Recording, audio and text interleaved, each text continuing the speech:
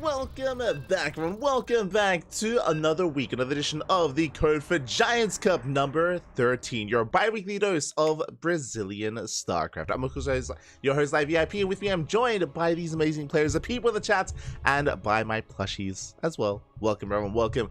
It has been far too long since our last Code for Giants Cup, but we are here, we are back, and we are ready to jump into our first match of the night. For those that are curious, exclamation mark be in the chat. If you guys want to have a look at the bracket yourselves, the bracket is live, the bracket is stacked, and we are jumping into our first series. Spawning in the top left-hand corner of Oceanborn, we have the Brazilian Protoss player, the red Protoss representing Team Hellfire. It is Allison, aka Alec God. And spawning in the bottom right hand corner, we have the Brazilian Zerg player, the blue Zerg, representing the Platinum Heroes. It is Tata Giba. Tata Biga. Oh god, let's go. Let us go as we are settling into our first matchup. And if you're in the chat, you know what time it is. It's time to get your predictions going. Predictions, they are now open in the chat. Best of luck with your predictions here as well. As of course it is a best of 3, and I do think this is going to be a harder one to call. I feel like on paper, based on the performances historically, I do favor Allison coming into this series, but at the same time, Tata Giba has also been getting some really impressive results as of late, and I believe did take a map here, went to the ace match against some players during, was it the Pegasaur Cup? Pegasaur Cup, yeah, there we go. And even the Stego Monday Cup before that as well, so I'm curious to see how Tata Giba can perform against a player of the caliber of Allison. I'm going to be curious here. Here we go.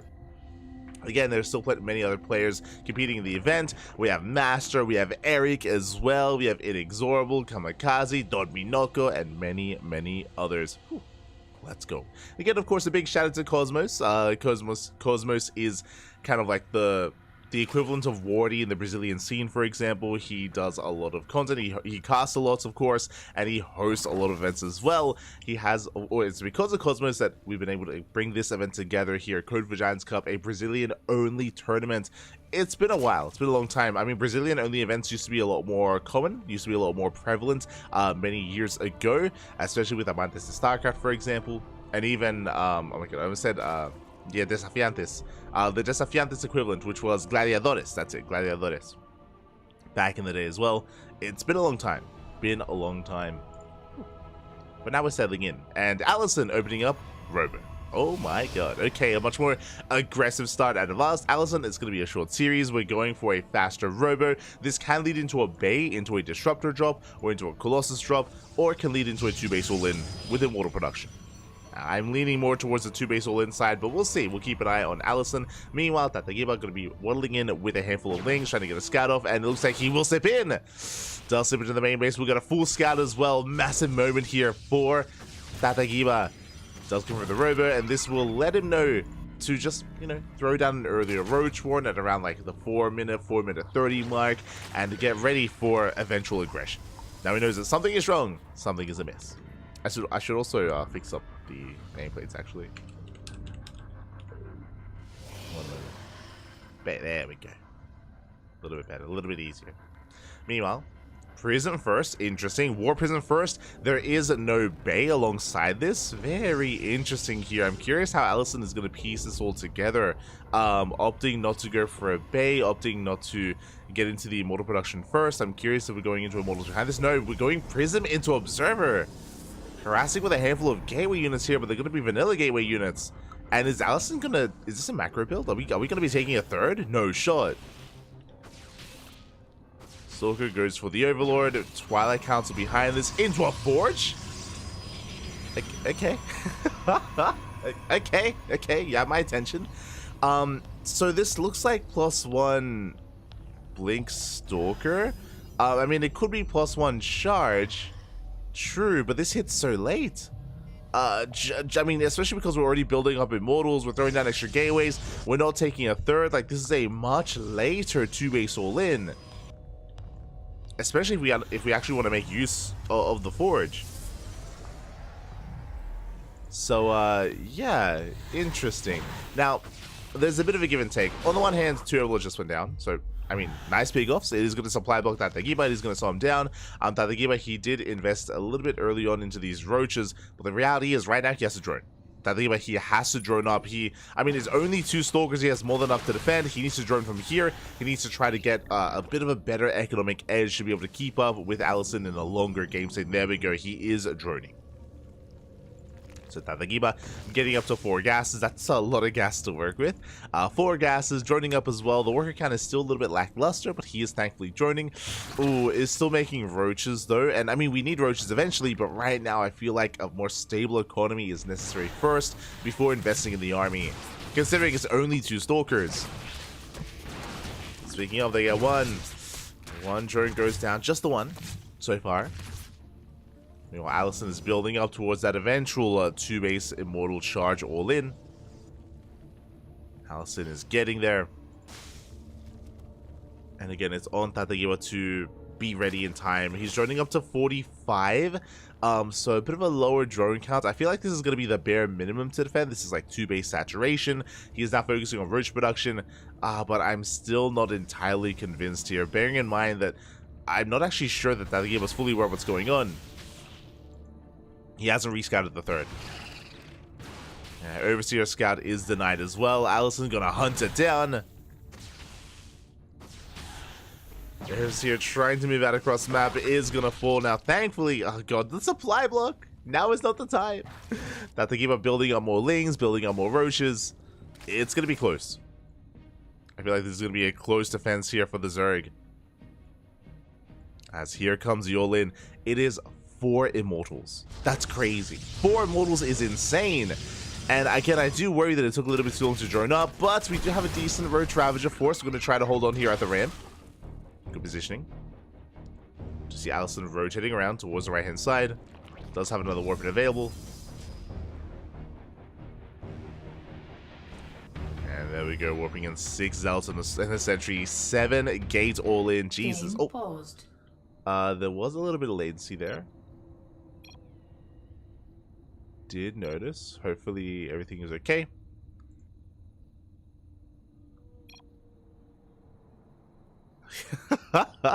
Impossible. But yeah, they're all just confirming we all felt the lag, and hopefully the players are okay. We have had some latency issues in the past when it comes to the history of Code for Giants Cup, when it comes to whether it's Allison or Dominoko or Shakti having to, or their internet going down or their power going out. It's happened.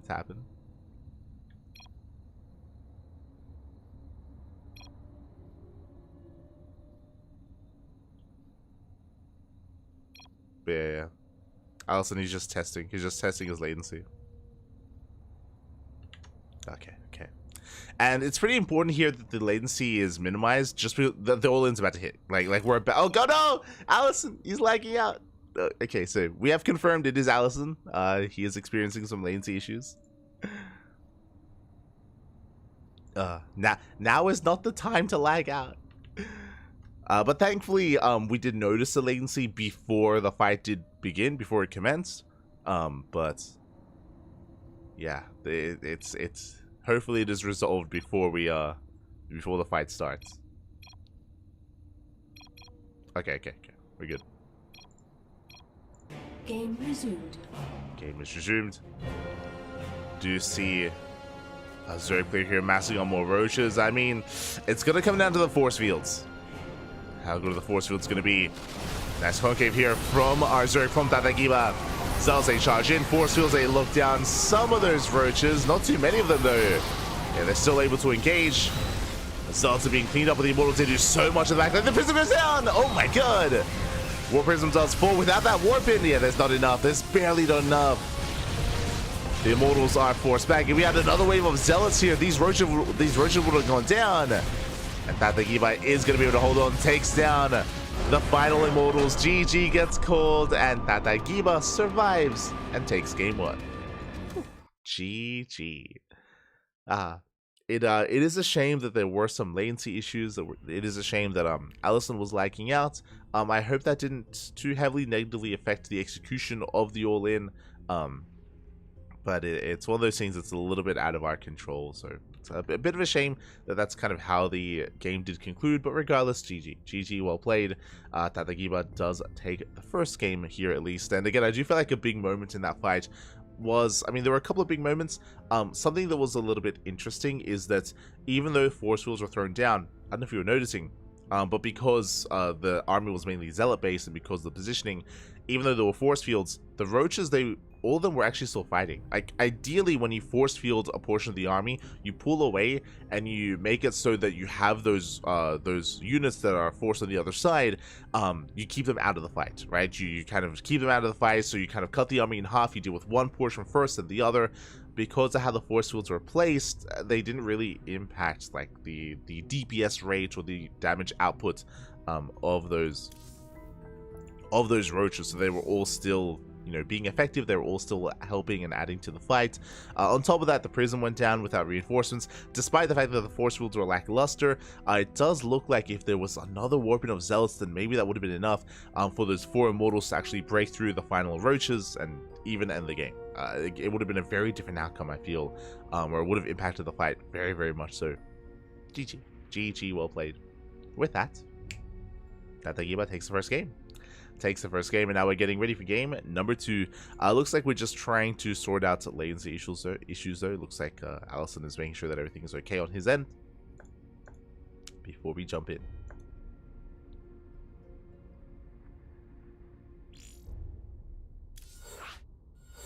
There we go. Catching up in the chat.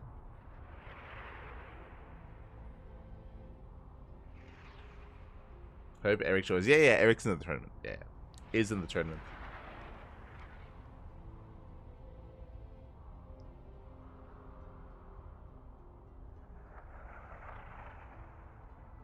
What servers use Brazil? Papi, Brazil.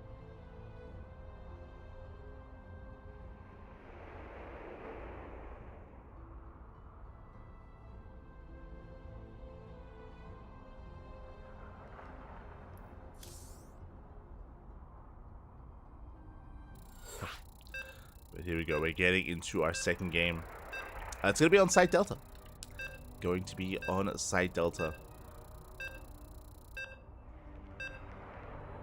Here we go. Ooh, now I'm hoping for an ace match. I'm hoping for a game 3. So I was just catching up the chat. Just catching up. Get that. Go my stats, everyone. Good to see you. See you late, Chrononauts.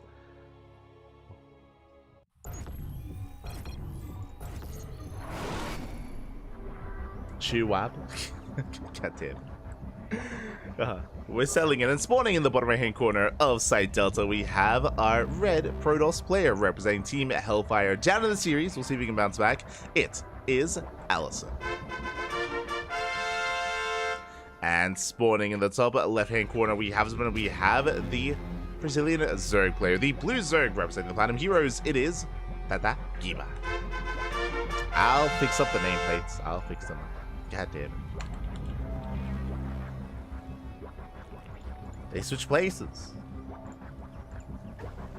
Yeah, there we go. So we are going to be settling in. But I did see some people asking, but yes, both players are GM. They're both at least 5k, between 5 to around 5.4k MMR. Both powerful players in their own right, which is one of the reasons why we jumped on this series. It is kind of brutal that some of the GMs already facing off in the first round. Aye. But what feels bad, man.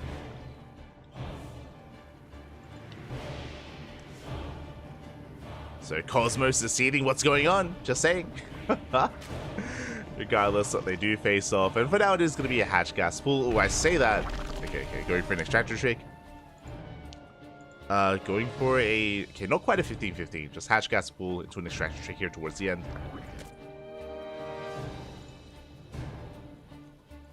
Gas is already being mined. And we'll see what kind of approach Allison does take this time. You know, last game we did have, of course, a 2-base all-in that hit a little bit later. Was maybe hoping to catch the Zerg player more off guard, but as a reminder, Tatagiba did scout early on.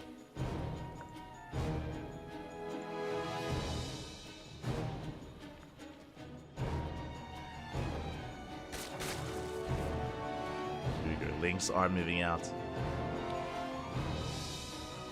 So we have our initial Link Flood. Link Speed is still on the way, but actually we have 8 more Links in production. Tatagiba, he's committing quite hard. Yeah, sending out Mass Ling. Back at home, Allison fully walls up. I say that now, I believe there is a small gap here. Lings, they can trickle in. Yeah, they do get in. Stalker's on the way. No re-wall. Yeah, boys, they need to be pulled. Stalker gonna get surrounded, and this could just be it. No, the Stalker is actually going to be saved. Yeah, just barely. Lings, they didn't get the surround. Didn't manage to wall off. Speaking of wall off, we need the probe. We need the pylon. We need the pylon back. Allison, he doesn't have 100 minerals. He doesn't have the money for it. He pulled a couple too many workers. Yeah, he needs the mine. And with a full wall, he should be okay. Losing 5 probes. Losing more than he really should have. There we go. Cleans up the Lings. Will get the shield battery. Doesn't have the room here for a pylon. They're losing far too much. Link Speed kicks in, and it looks like Tatagiba may just end the game with this Link Flood. Yeah, GG. GG. Well played. Tatagiba will take the series 2-0. Will advance on to the next round. GG. Bit of an unfortunate start there. During that probe defense, I kind of glossed over it. I did briefly mention only 85 minerals were mined. There wasn't a full 100 minerals, so because of that, Allison wasn't able to fully wall off with the pylon, didn't actually have the minerals for it. Was defending initially and did save the Stalker. I'm a little bit surprised that occurred, but wasn't able to fully wall off, wasn't able to survive, wasn't able to minimize losses, and with that, GG. GG, well played. In the end, Tatagiba takes a series. Does take the series. Just a really unfortunate start there for the Protoss, and congratulations. Congratulations, Tatagiba does advance on into next round. Hopefully everything's okay from the side of Allison. I mean, we did see that Allison was lagging out earlier, so latency, I'm sure. It isn't just that latency can affect like your play, but it can affect your like mental state a little bit as well. Like it can be like frustrating and kind of like take you out of the zone and take you out of kind of like the just the rhythm that you're in when you're playing StarCraft. But with that, we can have a look at the bracket itself and catch up on what's been going on. Let us go. Okay, so we have some updates. We have at the top of the bracket, we have Master waiting for the winner of Method and a laser. Not quite a laser, but yeah, is waiting for the winner of the first round. We have Victor up against Vitorino in the second round as well. Kamikaze now up against Volts in the round of 16. We have Dominoko, who it looks like Dominoko was walkover. No, okay. Dominoko is still there. Is facing off against Project X. Eric waiting for the winner of Felon and Firebat. Arez just took down Kid 2-0. Of course, Tatagiba takes down Allison and moves on to the quarterfinals, and is waiting for the winner of Inexorable, Mitsu, and Resterminator. Okay, so he has some time here. He does have some time to himself. I do think... what is our plan? So Kamikaze versus Volt is about to begin, and I believe Cosmos is jumping to that series, which is understandable. But the reason why I wanted to focus on this portion of the bracket is because the potential Allison v Tatagiba into Inexorable looks like a lot of fun. Looks like a lot of fun, and I want to kind of follow this into the lower matches and the lower semifinals. I mean, to face off to eventually cover Eric as well. But it looks like the first round is still underway, and we still have some time to ourselves. Actually, is Inexorable actually here?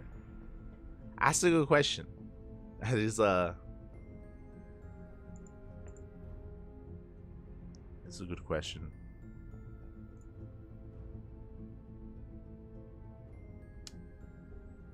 Maybe I'll switch over. Yeah, you know what? I'll just follow Cosmos.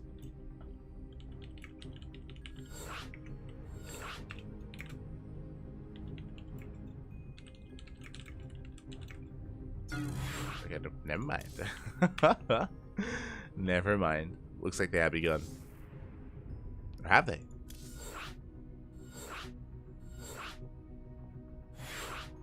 Well, let's go.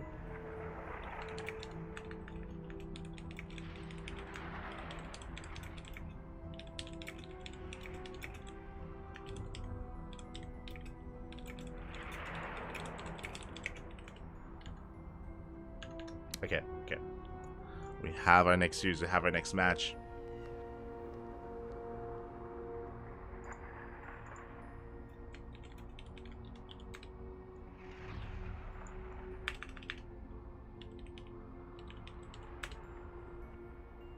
And let's set up our matches here, or let's set up our teams. It is going to be a PvT. A Protoss versus Terran. It is going to be CranKy versus Elevolts.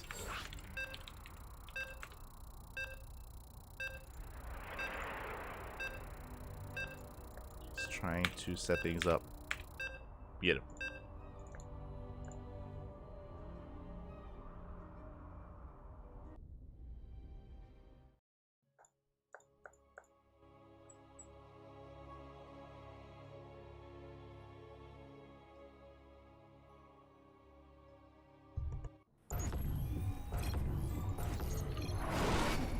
Here we go. We're getting into our next match, and spawning in the top left-hand corner of Oceanborn, we have our Brazilian Terran player. What? Wait, what? Wait, what? My brain. We have our Brazilian Terran player, the Red Terran, representing clan PWT. It is Elevolts. And spawning in the bottom right hand corner, off racing, typically a Terran player, but off racing is Protoss, we have for Eximius Gaming, CranKy. So I just woke up. I did just wake up, so I wasn't quite expecting this, and he's going for a cannon rush. Oh my god!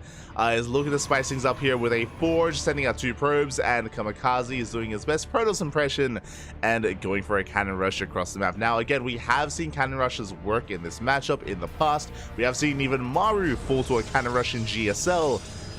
We'll see if CranKy can do something similar here, as the pylon has been placed, and the pylon is scouted by Elevolts. He's aware. He's aware. It does pull a couple of boys. The pylon's set up. The cannon should be placed.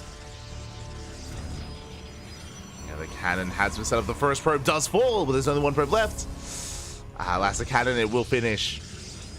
But really, it's about Elevolts maintaining control of the high ground. Bunker now on the way. Oh, is delayed. Oh no! Yeah, bunker is going to be delayed. A pylon has been placed here on the high ground as well. No full wall. I would have said that if we had risen this depot, thrown down a depot here towards left hand side as well. Delayed the push. But the wall didn't finish. Again, it's this one probe that's giving high ground vision. Another probe has arrived. And the cannon rush is underway.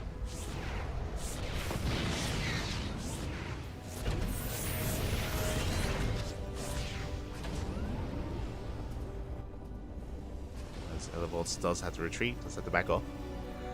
Saves this production, getting to its factory.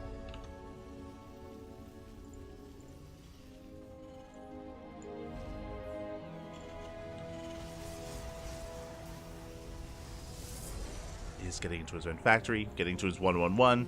I mean, a secure way to deal with this would be to go into a tank. We'll go to Tech Lab into tank sieges up, and the tank can actually just shut this down. CranKy back at home going for the Cybercore. With the Cybercore, he can go for a proxy Robo or proxy Stargate. He can try to keep this kind of all-in going, or try to transition back at home. I'm curious what the plan is going to be here. Yeah, there's that Tech Lab for Elevolts. And CranKy going for the Nexus. Oh no. He's clowning. Now, because he's investing into a base like this, I was going to say that Elevolts should be able to break out, but he's going actually for a Cyclone, not for a tank. So this I'm less confident about. Again, if it was a tank, he could completely shut this down real quick by focusing on the cannon. I mean, there's nothing really to protect this setup either, just sag defense. Instead, going for the Cyclone and going for the Medevac tells us that Elevolts wants to drop across the map instead, I would imagine, and go for like counterplay. He's boosting across.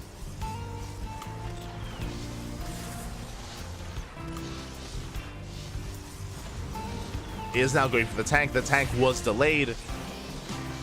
but it is on the way. Now, the problem is that because the tank is delayed, because he went Cyclone first, this Void Ray is going to be the first to pop out. And suddenly, I'm less confident here about the position of the Terran.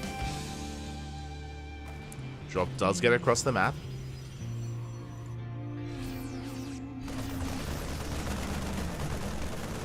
And just like that, mining is going to be disrupted. He has to be very careful to be surrounded. And so far, good control. And do we force a recall back home? Do we recall across the map? Oh yeah, we're recalling the Void Ray. Void Ray does race back. Only 3 probe kills. And Kamikaze defends. Kamikaze does defend. The tank, barely within range of the cannon, will eventually bring it down. Getting into Viking Cyclone production. I do actually really like this from Elevolts. Like, this isn't looking too bad. No high ground vision. Overcharge gets popped, but eventually this cannon is going to be cleaned up. Void Ray's moving out, but there is no second Void Ray. Tempest is on the way. By the time the Tempest pops, this is going to be, what, 3 Vikings? Maybe 4? Yeah, cannon does fall. Going for the pylons. This will depower everything. And with everything being depowered, yeah, there, Tosis pylon falls. There's one more. That's a shield battery, not a pylon. And that's going to be game. That's going to be game then and there. As there's nothing left. There's nothing left. GG gets called, and Elevolts takes game number 1. GG. Este Kamikaze. Shaking my head, but yeah, Kamikaze is a Terran main, but it looks like he was a little bit overconfident and did decide to off race his Protoss. I am curious if Kamikaze is going to commit and actually play Protoss throughout the entire series. I don't think he will, but would be respectable if he does. See what he goes for.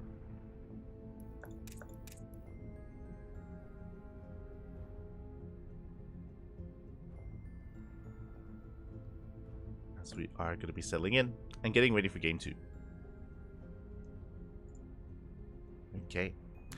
Meanwhile, it looks like we still don't have many other updates in the bracket yet. It's slowly progressing here. Method now facing off against Master. We have Victor waiting for the winner of Master and Method as well. But yeah, I was really surprised at Kamikaze off race just because I feel like the main race of Kamikaze and the main race of Volts are pretty comparable in skill. So, interesting choice. Interesting choice.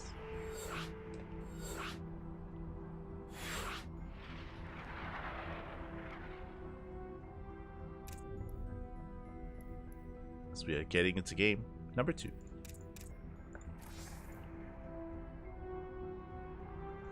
And it looks like Kamikaze is going to commit to Protoss. Oh god. Okay. Interesting.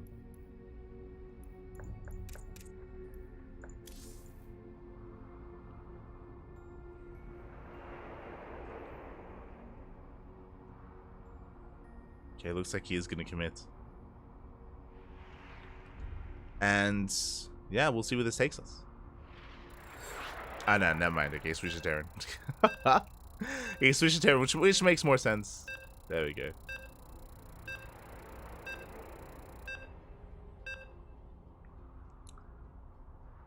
Has since switched to his main race, just having a bit of fun in that first game. Shaking my head. And now we're loading into Golden Aura.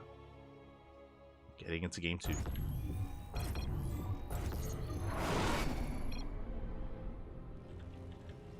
And spawning in the bottom right hand corner of Golden Aura, we have our Brazilian Terran player, the Red Terran representing Eximes Gaming. It is Kamikaze. And spawning in the top left hand corner, we have his opponent. We have the other Brazilian Terran player, the Blue Terran. It is Elevolts. I don't understand Portuguese enough. Not like this.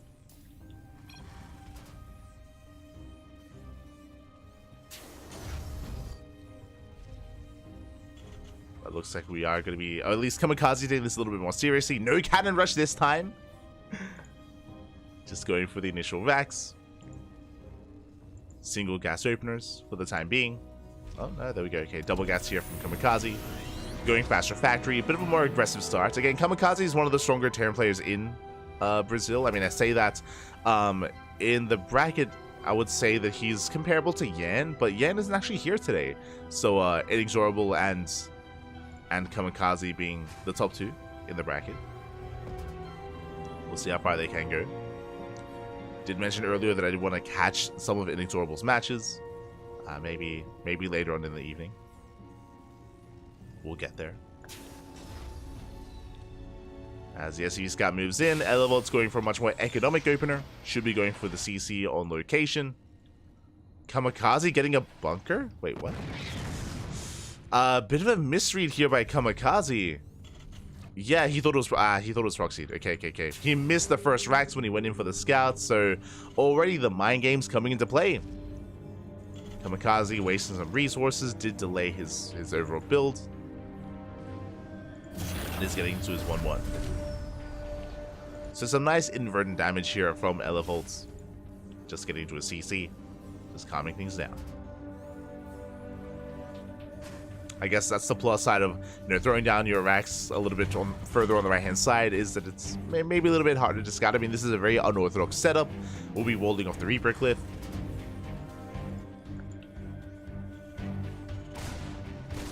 Meanwhile, Kamikaze has arrived to delay the CC. He's going to threaten the SCVs.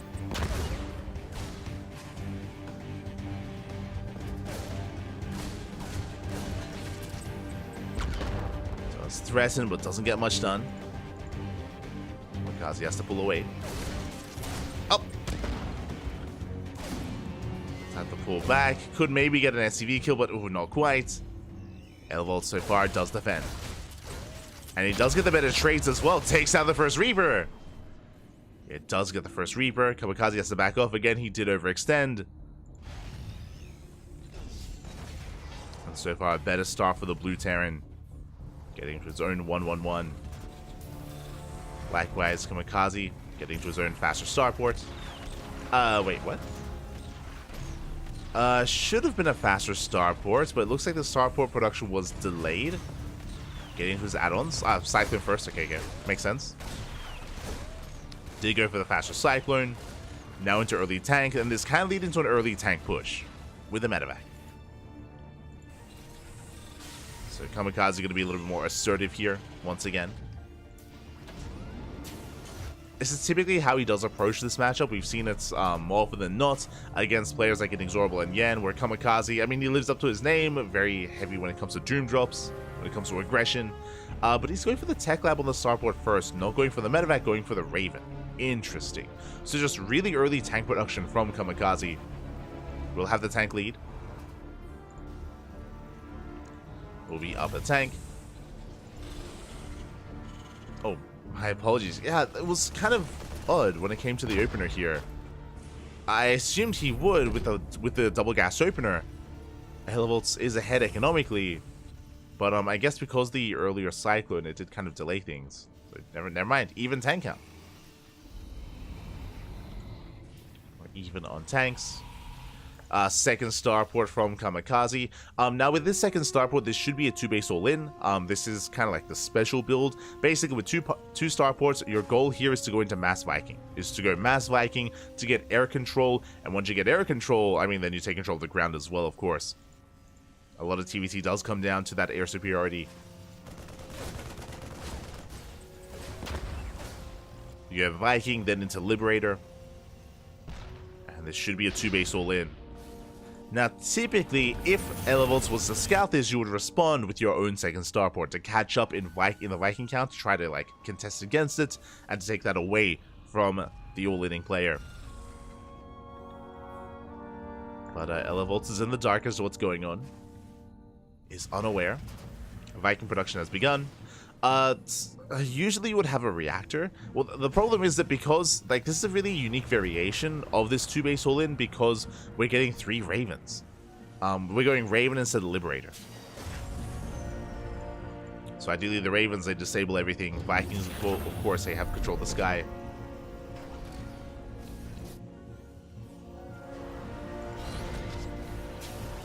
The There's going to be less Vikings to work with. There we go. There's Yaddle and Swap going for reactive Viking production. Now this is making more sense. Kamikaze is moving out. Now, currently, oh no, he's supply blocked. I was going to say the Elevolts has the Viking lead and he should maintain it, but the supply block is brutal. Now is not the time. Not when you're up against it all in. Yeah, now I'm concerned for Elevolts. The army has arrived. The supply block was brutal. He's getting a third CC.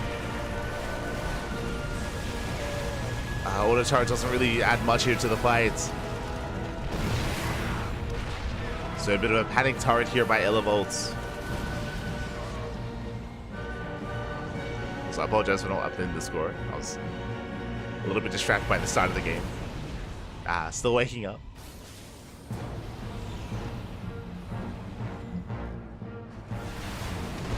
Yeah, the initial Vikings have arrived. Again, the supply block earlier is hurting Elevolts so much.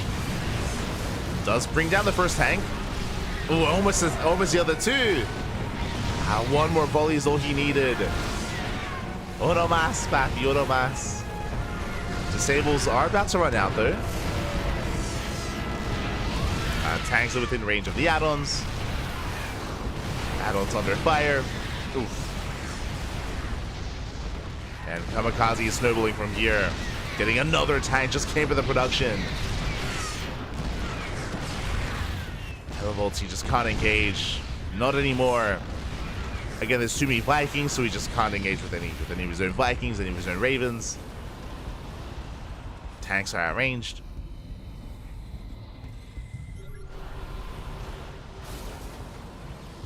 And behind this, Kamikaze just getting a third CC. He's now going for a much later expansion. He can afford to.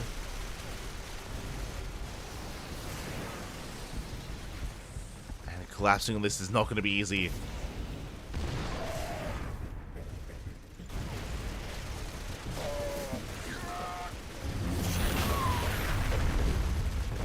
As Vikings, they take down the add-ons.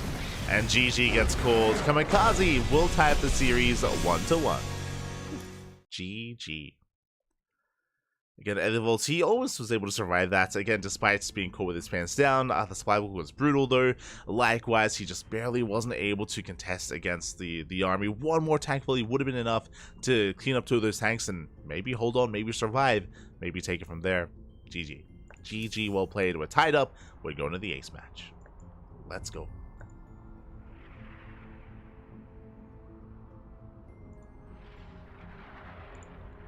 See, Jad Wolf asking in the chat, is this a new patch? No. This is not the PTR.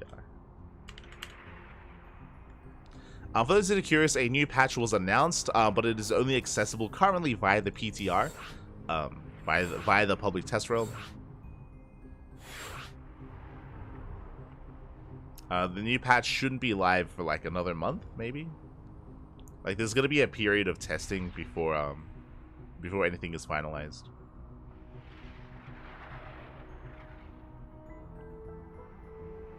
There are some people, or I should say, there's discussion amongst tournament organizers whether or not it's worth hosting tournaments on the PTR.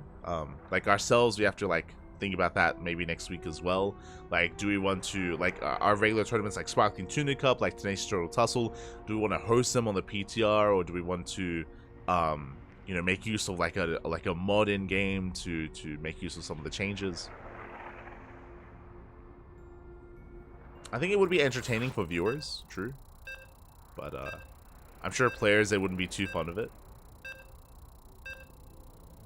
So we'll see what happens. That's probably something to consider. I think it's probably worth it just because it allows us to test these changes and provide feedback. That's probably the most important thing, to be honest. To provide feedback and to, make sure that the game isn't broken when the patch goes live. But we'll see. As spawning in the top left-hand corner, we have our Brazilian Terran, the blue Terran. For Extremius Gaming, it is Kamikaze.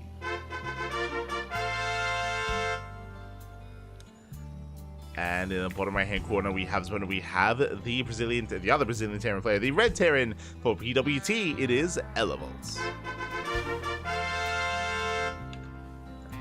we go.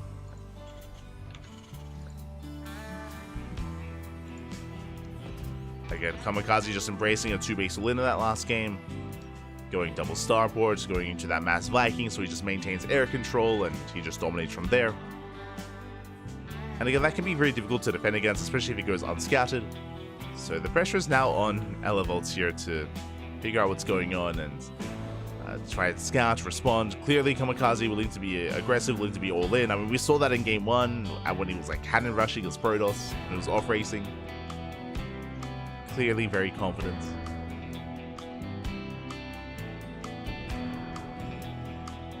We'll see.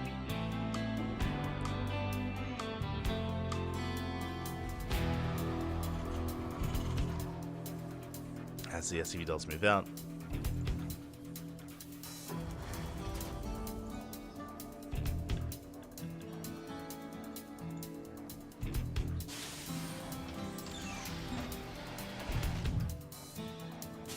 Let's move out across the map. Once again, double gas open out of Kamikaze. Once again, it is going to be a rack expand out of Elevolts. CC on location on the low ground.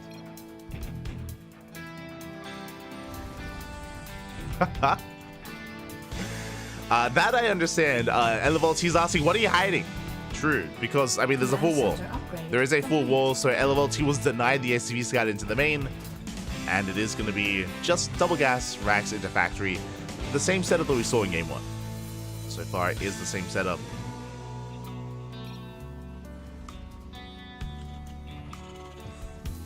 Oh no. That I don't understand.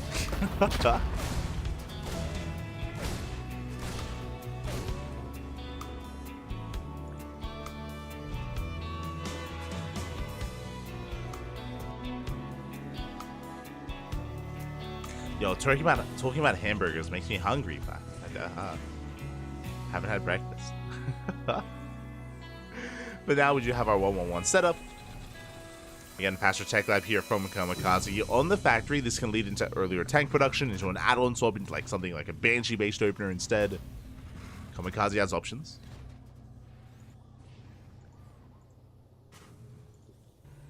As Reapers do move out. And Elevolts is still building up himself. Safety bunker here on the low ground to keep him safe. To protect the natural. There is that. Okay, tank first here from Elevolts. Likewise, Kamikaze going for the initial Viking. No add-on swap.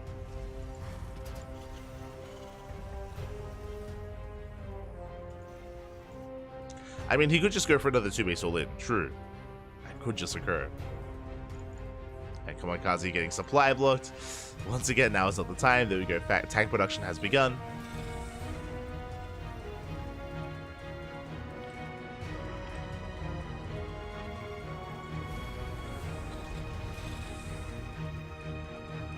And it looks like it's just going to be the initial Viking, followed by the Tech Lab, followed by Raven production. I'm assuming Raven. Banshees, they have their place in TVT. So we'll see what Kamikaze goes for. Ooh, meanwhile, Elevolt's going for his own starports. Okay. A very similar setup here to what we saw previously. So it looks like Elevolts is going for a 2-base all-in. He doesn't actually have the best setup for this. Usually you would want a reactor on one of the starports to make three Vikings at a time. But he's... oh no! He's going 2-port and Kamikaze scouts! No, not like this. Unlike the previous game where Kamikaze was able to hide his build, Elevolts is not. And this is a good response out of Kamikaze. I mentioned this before. If you scout a 2-port 2-base all-in, how do you respond? With your own second starport. So Elevolts, again, he should have had his second starport hidden here, further back in the main, ideally. But he's going for add-on swaps, and again, Kamikaze, he saw everything.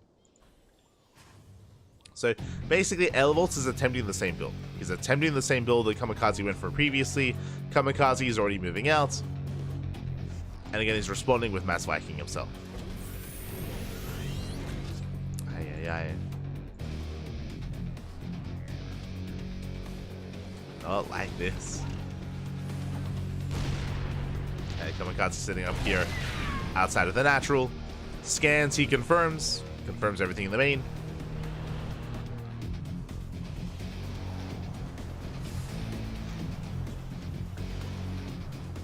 Now, initially, Elevolts will have the Viking lead. So you can see him trying to bully back the army. But that is soon about to change. Kamikaze making 4 Vikings at a time. That's a lot of Vikings.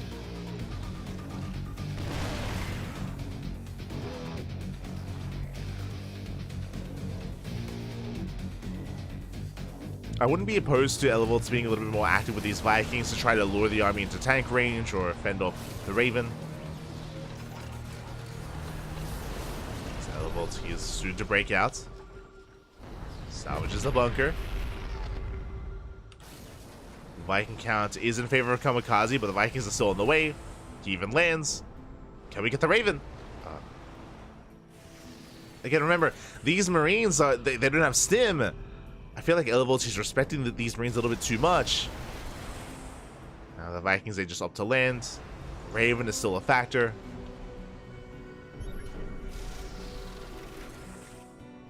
The tanks are unsieged! No shot. And Kamikaze, I'm sure he's tempted to dive in. Gets the first Raven, sorry, gets the first Viking, gets 2. Yeah, and just too many losses. Elevolts, he's getting shut down. He's forced back, he's lost the Viking lead. His Ravens are exposed.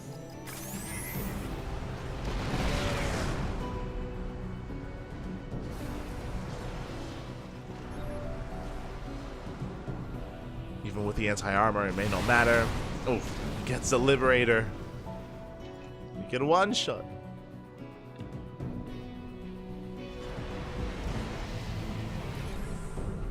And again, I mean, it was just rough in the beginning after the initial 2 port was scattered. We can see Elevolts trying to take a base. He pulls up, boys! I mean, hey, the army's unsieged. But the Vikings, they up to land. Tank bullies going up. They shut down the tanks of Elevolts, and that's going to be the army. That's going to be everything going down. There's almost nothing left for the Red Terran. As Kamikaze does overwhelm. Bust into the natural.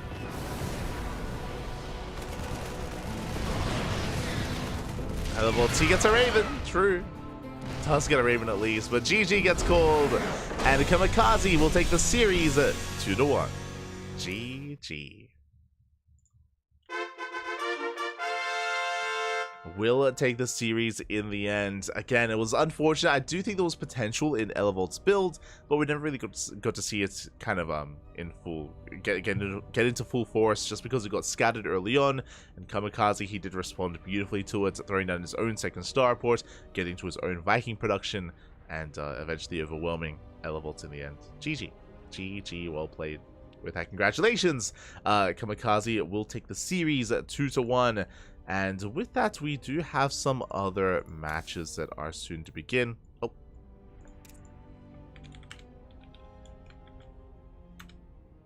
Let's try and catch up.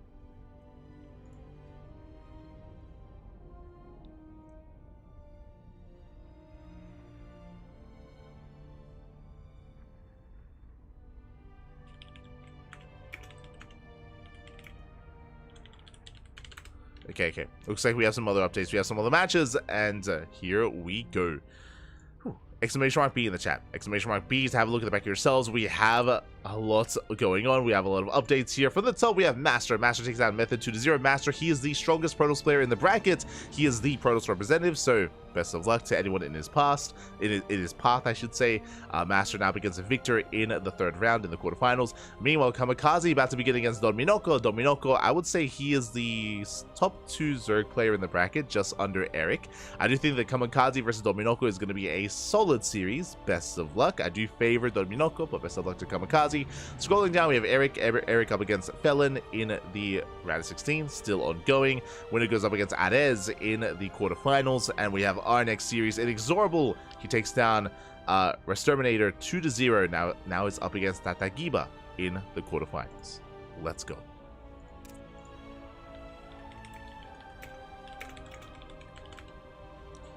just messaging some of the players, letting them know what's going on. But we'll be jumping over. Again, Cosmos is going to be following Kamikaze into Dominoko. We'll be jumping into Inexorable. Oh. Ah, never mind.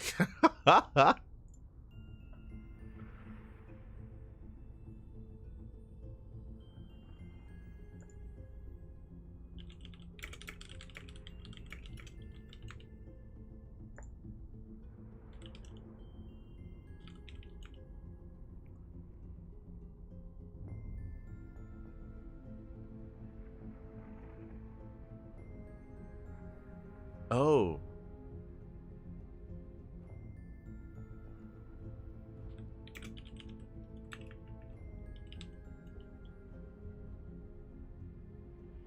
I see, I see.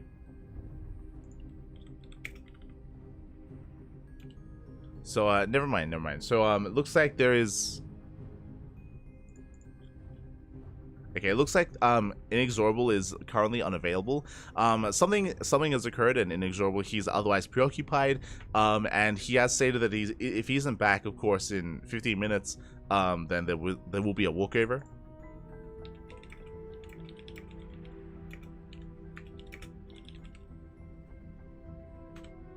Okay.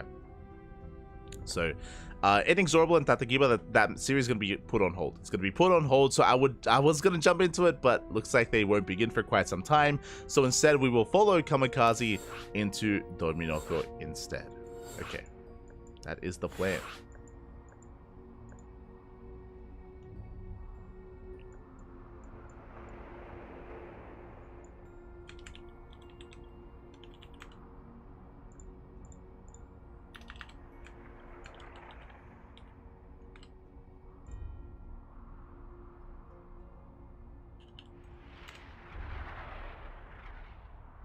Here we go. So we are switching over.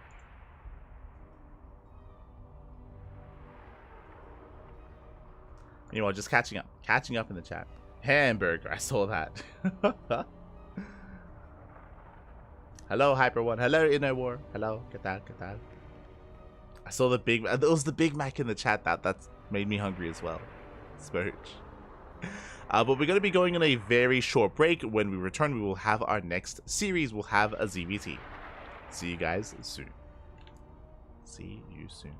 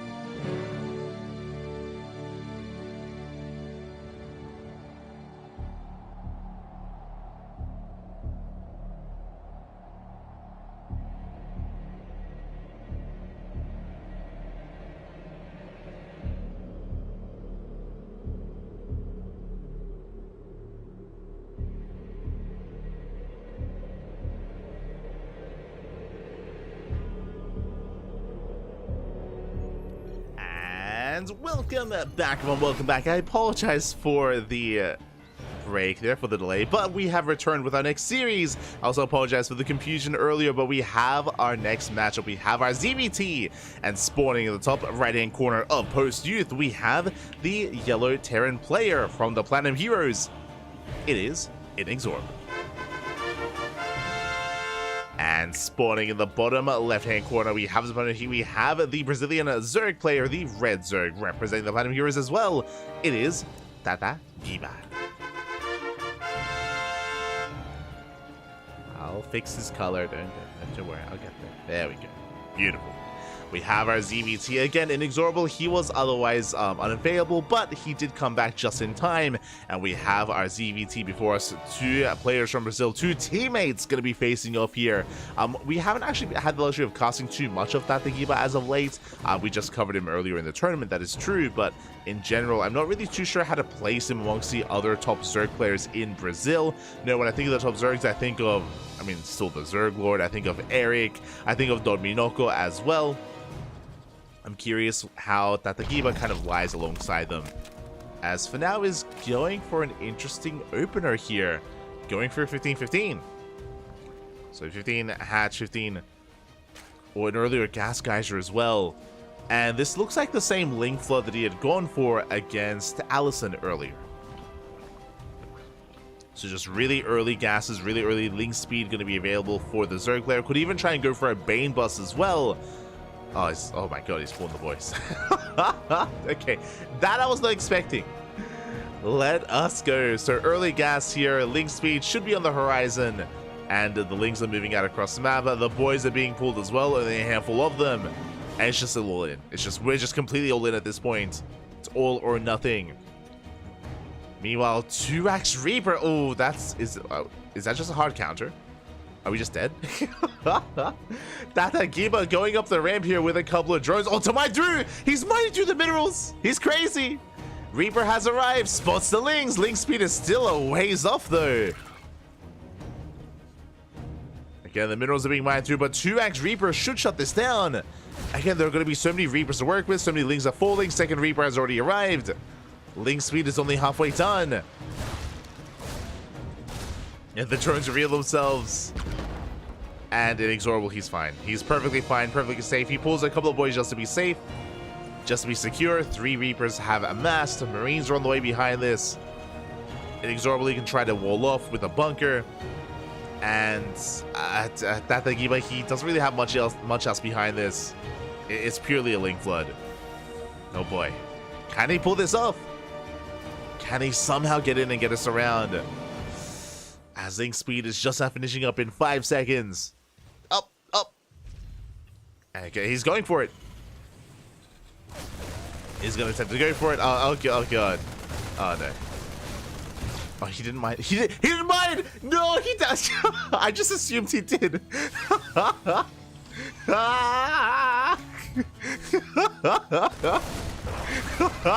He didn't finish mining.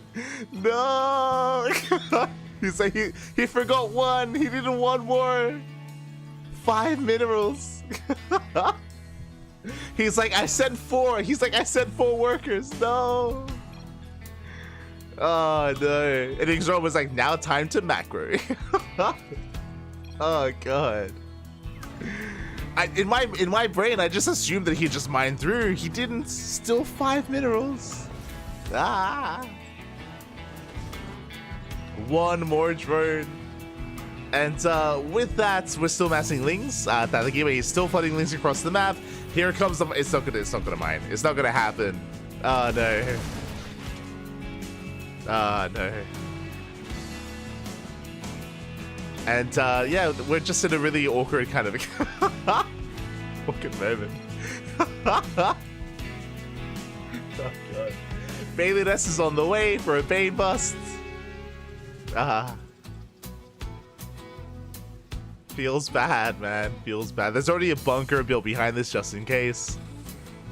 I mean, the Bane Bust is going to be very delayed, but I mean, there is potential. True.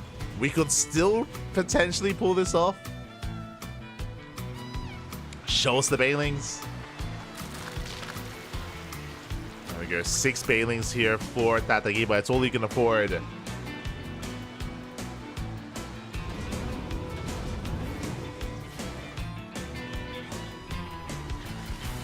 Scan doesn't quite catch the army. There's 2 more bunkers behind. There's 2 more bunkers on the way. The Ling Bane all-in has been scouted, and I don't see this working. No, with 3 bunkers and an eBay wall as well.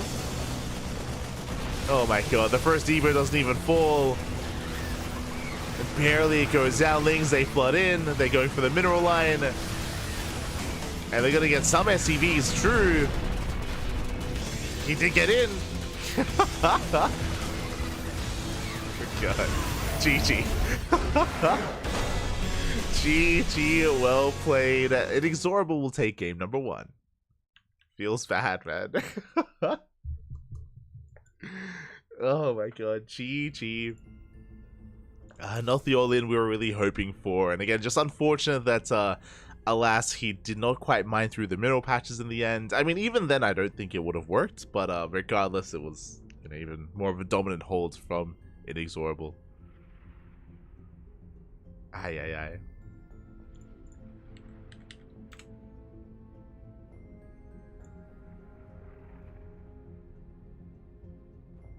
See the chat catching up.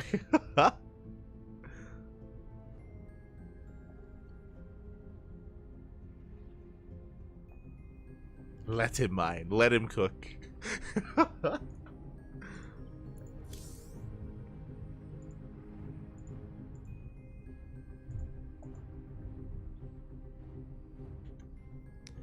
And with that, we're getting ready for game number 2. I'm not privy to the vetoes. I don't really know how the video process, but there we go. Game 2 is going to be on Oceanborn. Oh boy. Jumping into game 2. Hopefully this time we're able to execute our build, of course. I'm sure Tatagiba is going to take a more macro approach this time. We'll see. We shall see.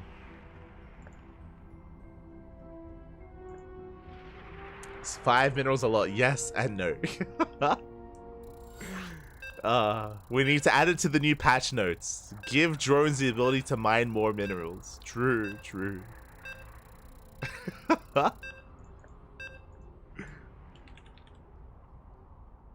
Oh my god.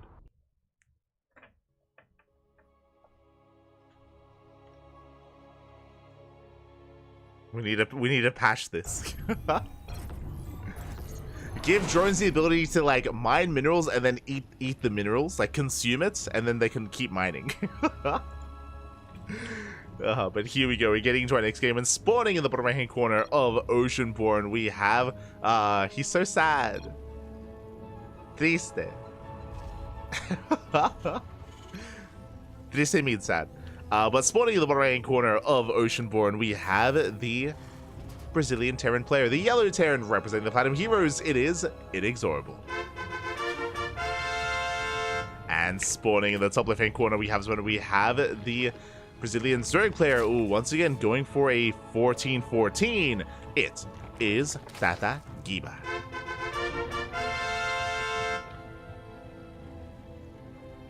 Oh, here we go.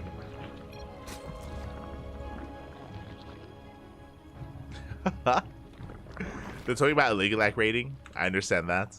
Now we're going for a second gas geyser. Interesting. Now I imagine this is for a roach all-in, but it could be for a bane. But there we go. It is going to be for the roaches. So we're going for a 1-base roach all-in. Tatagiba is going to try to cheese the hell out of Inexorable. And we'll see if Inexorable can get a read on what's going on and survive. See if he can survive the aggression.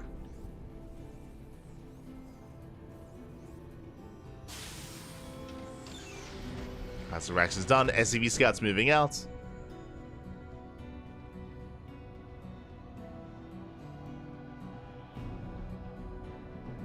He is moving out across the map.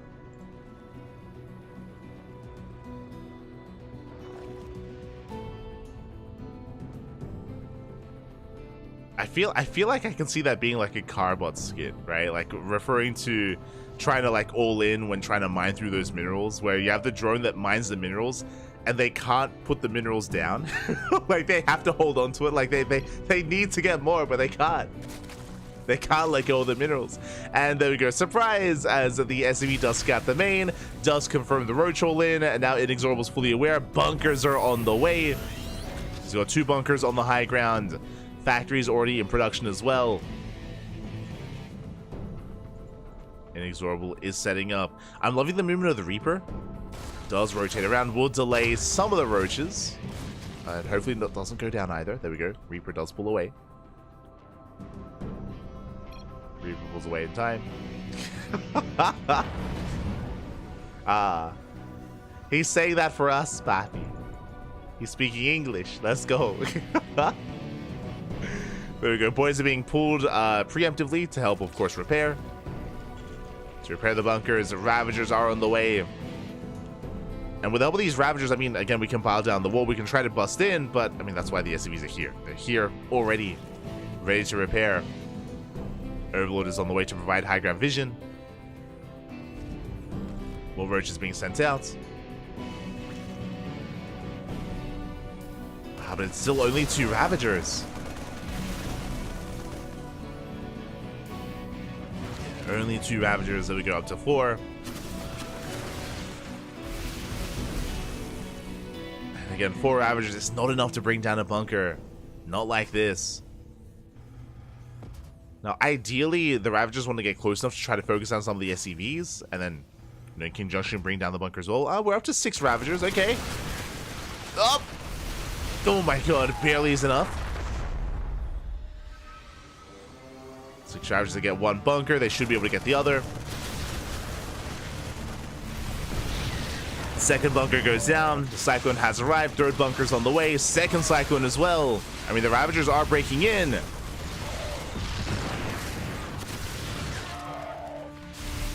was 1 Ravager going down. 2 Ravagers even. Yeah, the Cyclones are here to focus on the Overlord to deny that high ground vision. 2nd depot falls. And Inexorable, he has micro potential now with the medevac. Bearing in mind he's got a 2nd CC as well, so he can easily macro out of this once he survives, if he holds.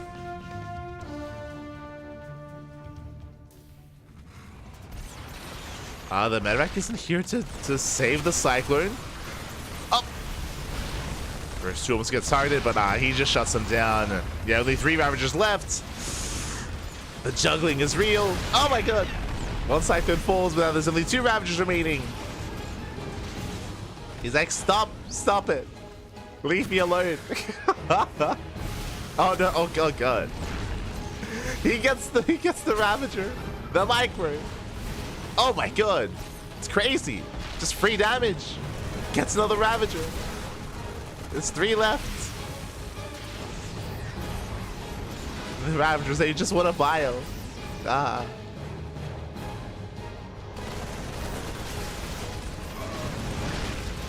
and again, Inexorable, he will clean this up. He should just shut this down. Doesn't lose another Cyclone. Not anymore. Yeah, he avoids the shots. Game GG. GG, I love you. And Inexorable will take the series at 2-0. GG. GG, well played. I apologize for not updating the in-game score. I was just a little bit distracted by the initial build. I'm also, again, still in the process of waking up. But regardless, congratulations. Inexorable will advance on into next round, and Tatagiba will be knocked out of the tournament.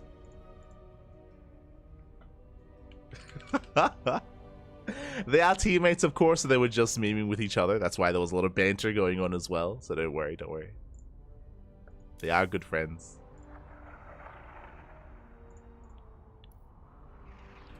And with that, Inexorable will be the first to advance on to the semifinals, where he still has some time to himself.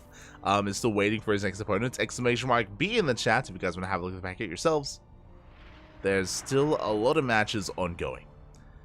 Let's scroll the bracket over. We have Master. Master's up against Victor, still mid-series in the quarterfinals.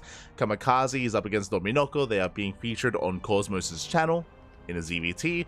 Meanwhile, Eric is still mid-series against Felon when it goes up against Adez in the next round. So still a lot of matches to go. Inexorable has a lot of free time.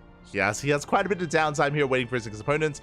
This does mean that we will most likely cover the upper semifinals first, then the lower semis. So first the upper, then the lower, then the grand finals. So we'll just wait for Kamikaze and Dominoko to wrap up. Quickly checking Cosmos' stream. Where are we at? Monsieur Cosmos. What's going on? Checking his channel here. They've got to be at least in game 2, right? Yeah, they're in game 2. They're in game 2. Dominoko, he's... Oh my... What's happening? I see a Roach Ravager all in against Mech, against BCs. Oh my god. But it looks like it's about to be a 2-0. So it looks like Dominoko is going to be bringing down Kamikaze. And that means we have to wait for Master. That means Master versus Victor is what we are waiting for. Okay.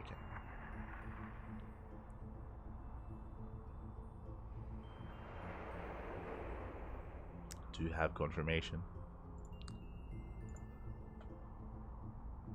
So that means we have some downtime. That means we do have a little bit of downtime here. We're going to be waiting for the Master Series to wrap up, and then we can go into the upper semifinals. Unfortunately, I don't think there's anyone covering Masters matches at the moment, so we just... Oh, I think they just came out of game.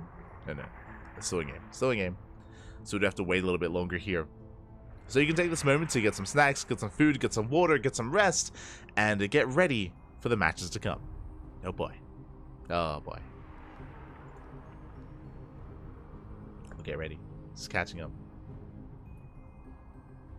At what point would you say that 6 Ravagers is enough to distract him and go back to macroing? I mean, that's a pretty big investment, not gonna lie. It is a pretty big investment. The problem going back to macroing from that point is the fact that the Terran player already has a CC and they can already take their natural immediately, and they have double mule production as well. So you're already committed. You're too far gone at that point. Too much. It's almost like they were playing a game for fun. Crazy. I see Ades in the chat as well. But yeah, for now we're going to be going on a break. When we come back, we'll have our next series. We'll have our next match. Until then, see you soon. See you soon.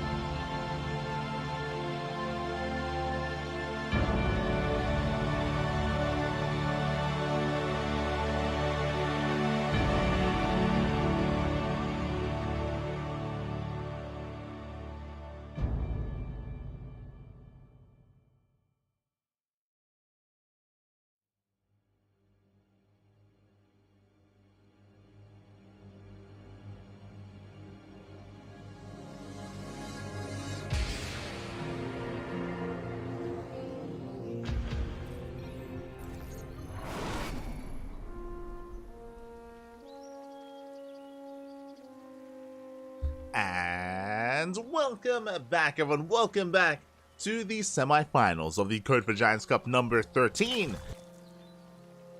Number 13, we have returned with our upper semifinals match, and spawning in the bottom left-hand corner of Alkion, and we have our Brazilian Zerg player, the Red Zerg representing Eximius Gaming. It is Dominoko. And spawning in the top right-hand corner, we have the Blue Protoss player representing Team Hellfire. It is Master. Here we go. Again, I do apologize. Hope you enjoyed the brutal OST as we have returned with the upper semifinals. For those that are curious, of course, Inexorable is waiting in the lower semis as well, and he's waiting for the winner of Adez and Eric. The quarterfinals match is currently underway, but we are going to be jumping into the upper semis first, and then maybe we can catch the lower semifinals thereafter. That is the hope. That is the plan. Is going to be the plan when it comes to our broadcast. So potentially 3 matches remaining, upper semis, lower semis, and the grand finals. When it comes to these matches as well, Master, he is for a long time was the best Protoss player in all of Brazil. Nowadays, Shakti has returned to the game, and nowadays I would say that Shakti and Master are quite competitive with each other. Shakti is not here this week, so Master is the #1 Protoss in the bracket and is favored to make it to the finals, maybe even win the entire tournament. We'll see if he can be stopped. We'll see if Master can be stopped. Dominoko is rising to the challenge. Does rise to the challenge here. We'll see if he can bring him down. For now, Hatchgaspool sent the opener out of our Zerg player. Likewise, Master going for a gate expand into Cybercore as well. I know that over the past couple of series, we've had a lot of cheese. I mean, have we casted a macro game so far tonight? I don't think we have. I don't think we've gotten there. So we've had a lot of cheese, we've had a lot of aggression so far, but we should now be calming things down and entering a much more standard game state. Dominoko going for his 3rd base, likewise Master opening up Stargate into an Oracle, into a 3rd, into Oracle Harass. So for the first time tonight, I mean, it makes sense now that we're reaching the upper echelons of the bracket and the upper echelons of the player skill as well. We're entering kind of more standard games or more standard setups that you would expect at the pro level. So Hatchgaspool into a 3rd. We do have the Stargate into Triple Oracle, into Nexus here from Master. Master, he's not the most aggressive of players, but oh my god, that is a fast Overlord speed on the way for Dominoko.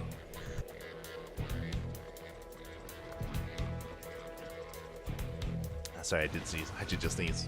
But yeah, Overlord Speed is an odd upgrade to invest in this early on. Usually Overlord Speed is avoided unless you're going for something like a Drop Lord all-in, like a German Taxi, maybe like a Link Queen Drop Lord all-in or something along those lines. So the fact that Overlord Speed is being resourced this early on is a little bit odd, but if I remember correctly, this is just a little bit more stylistic of Dominoko. He's coming in with the Overlord Scouts, so Overlord Speed is just for scouting. It is a big investment, and you could argue that it's a bit of an over-investment, but he just wants to be secure as to what's happening, does get in, does get eyes on the Stargate, on the Void Ray, and then he gets the hell out of there. Ooh, meanwhile, Master, that is a Twilight Council before the 3rd. Now, very fast tech here before the 3rd Nexus. I believe Master should eventually expand, but this tells us Glaives. This should be Glaive Adepts from Master, and if Dominoko, if he delays his Roach Warren, then I'm concerned. Meanwhile, fast lair. Insanely fast lair here out of Dominoko. Are we going for link drops? Are we going for link drops across the map to harass? I mean, there's potential for damage, but this is also resources being invested in things that are not roaches. And I'm concerned. I'm very much so concerned. They have the Jumper Lords, they're coming! Oh boy. Going for Queen jumps across the map, going for a Link Flood against Glaive Adepts of all things. I don't know if I'm convinced. Links, they have arrived. Going for the 3rd. More Links are on the way. Okay, so it is going to be the German Taxi. It's going to be the Queen Drop Alert all in. 2nd Drop Alert's on the way. So, scratch what I said earlier when I was like, oh, we might see some more macro this time. No. Not in game 1. Is not happening. The Queens are loading up. Meanwhile, Oracle hits the 3rd. 4 drone kills, cripples the economy already. Oh my god, getting even some larva. And it's all or nothing for Dominoko. Back at home, I mean, look how many Adepts there are. I think this is just a hard counter. I'll be honest, like, I don't see these things doing much at all. I mean, once the Adepts reveal themselves. Lings hit the Nexus, creep is spreading. Adepts have arrived. Yeah, the Lings, they can't fight this. They just cannot engage. I mean, the Queens will help. Don't get me wrong, they're coming in for the surround. Not bad. The surround is upon us. Queens get dropped in to add some DPS. But the Lings melt. the Lings, they just melt entirely here. Stage trap as well on top of the Queens. Ooh. And the Queens, they can be targeted down one after the other. Yeah, Master just completely shutting this down. Essentially hard countering a Ling Flood by happen to be going into Glaive Adepts. Master was going for his own aggressive build, and it does kind of counter that of Dominoko, but he does get into the mineral line. Okay. Does bust in, the Queens are low. Depths are on the way, forces move between the bases. Probes are now going down. Dominoko, he's getting some damage, but I don't think it's going to be enough. Yeah, Void Ray responds. All the Queens will go down. Likewise, the third base is defended. A bit of an overreaction by Master, throwing down 4 shield batteries, but he's fine. Master, he defends, he's fine. He is up in probes, he's on 3 base saturation. Dominoko is down in workers, and he has to make use of that layer. He's going Ling Hydra. So he's transitioning into Ling Hydra, and Dominoko is still not really droning up. He's got only 41 workers. There we go, going back into drone production. Adepts have arrived, and Bailings could defend, but they're still on the way. Adepts, they shade in. They shut down the Lings. Bailings, they do auto forward. Nice split here by Master. Oh, the spread. Yeah, he avoids the splash damage. It doesn't really, he loses like 2 Adepts. Very nice splits. And now he's going for the mineral lines. He's going for economic damage. Oof. Getting far too much here. So 7, 8, 9 drones going down. 11 drone kills. Ay, ay, ay. 13. Can we get 14? We could. There's still 1 Adept. Yeah, he's gonna get 14. Can we get 15? Oh my god, 15? Okay, 15 workers go down. Basically a mineral line. I mean, Dominoko, his economy was already crippled. He barely had anything to work with to begin with. And now even more so. And Master back at home, throwing down cannons, getting into his gateway explosion. Immortal production +1, charge. Gee, that's a lot of sentries. That is a lot of sentries.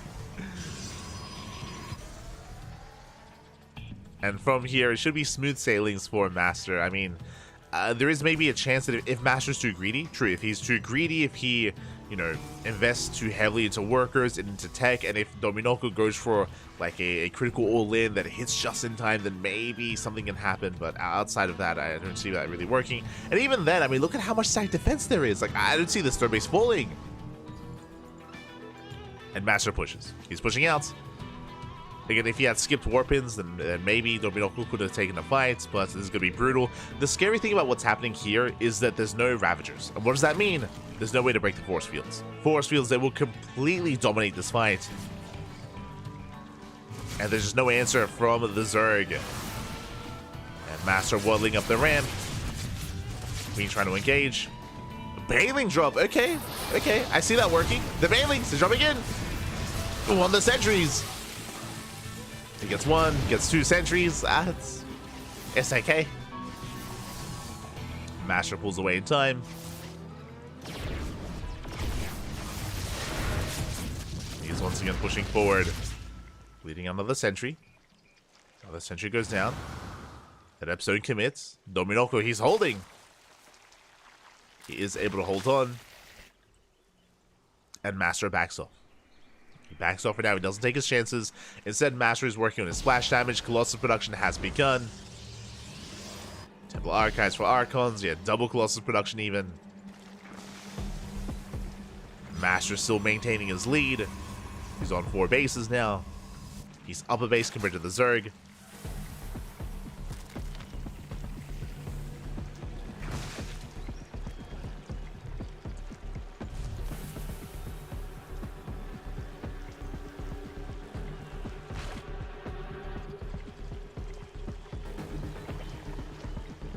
Dominoko is pinned back.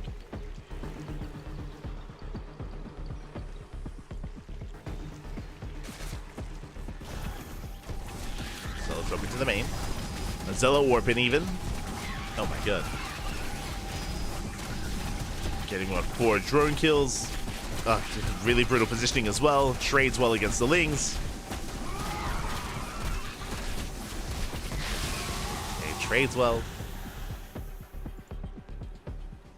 And he's just waiting for his critical mass Colossus. He's getting up to 4 Colossus. That's a lot of Colossi.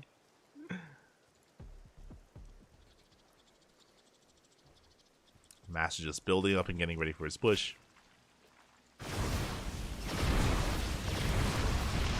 Denies the 4th. At least one of them.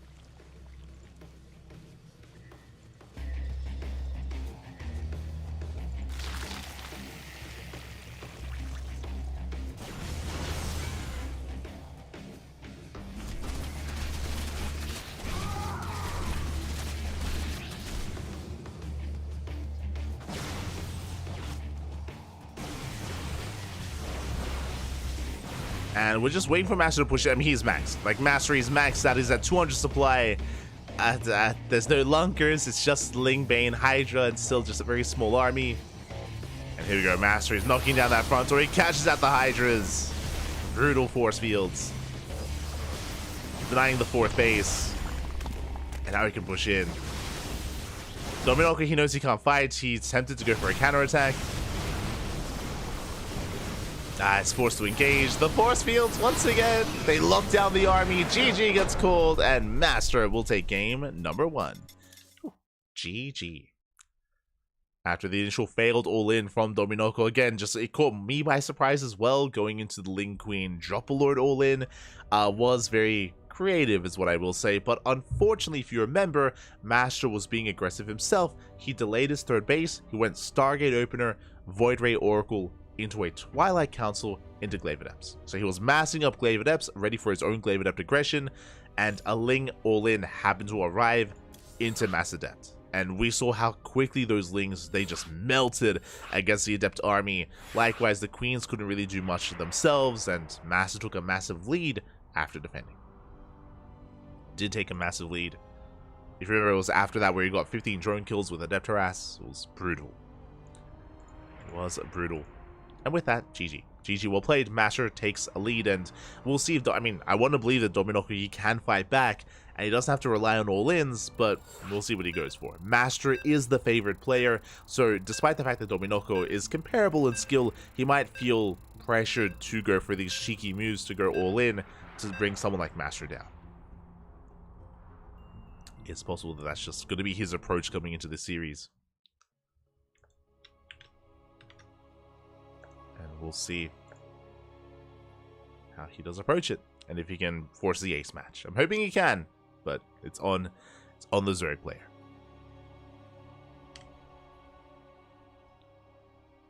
It's gonna be on the Zerg.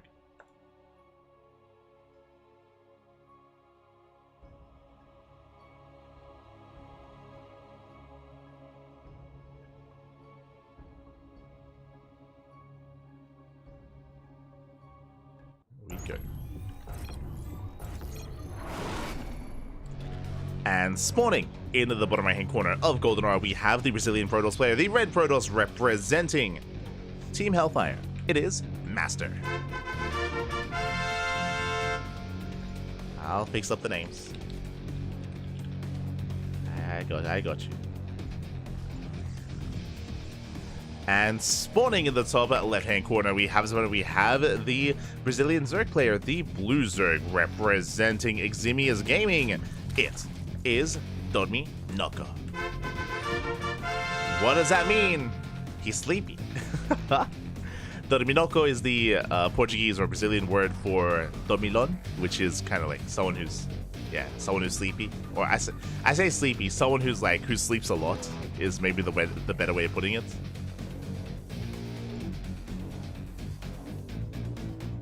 I don't actually know if there's a direct translation in English, right? Because someone that's sleepy is someone who tiene sueño, for example. But dormilon is just someone who sleeps a lot. Degen, true. I feel like degen is a bit of a harsher word, but it's like in between someone who's like sleepy, someone who wants to sleep all the time, you know? Someone in between like degen and sleepy. Somewhere in between those two words is this player right here, Dominoko.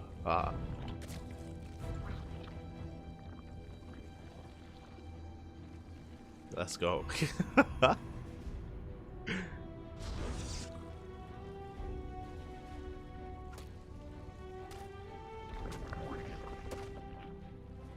So now it is going to be Hatchgas full stand opener out of our Zerg player. Likewise, Master back at home going for the Gate Expand into Cybercore. So far, everything looking as it should. We'll keep an eye out for any kind of crazy deviation. I would not be surprised if Dominoko goes for faster Overlord speed again, but doesn't go for an all-in. Again, it does feel like that's just his style, to go for just faster Overlord speed, just to scout, just to confirm what's happening. I don't blame him. It is inefficient, just because you can often do the same with less. But we'll see. As, oh my god, Master going for the Twilight Council opening this time, not a Stargate. So last game, remember, it was Stargate into Glaive Eps. This time it could just be straight up Glaives. We could just rush into 4-gate Glaive Eps and be hyper aggressive. From here we can go into a DT, a Dark Shrine opener instead for Dark Templar. We'll see if Master pulls out a gas. Let's see if he does pull out.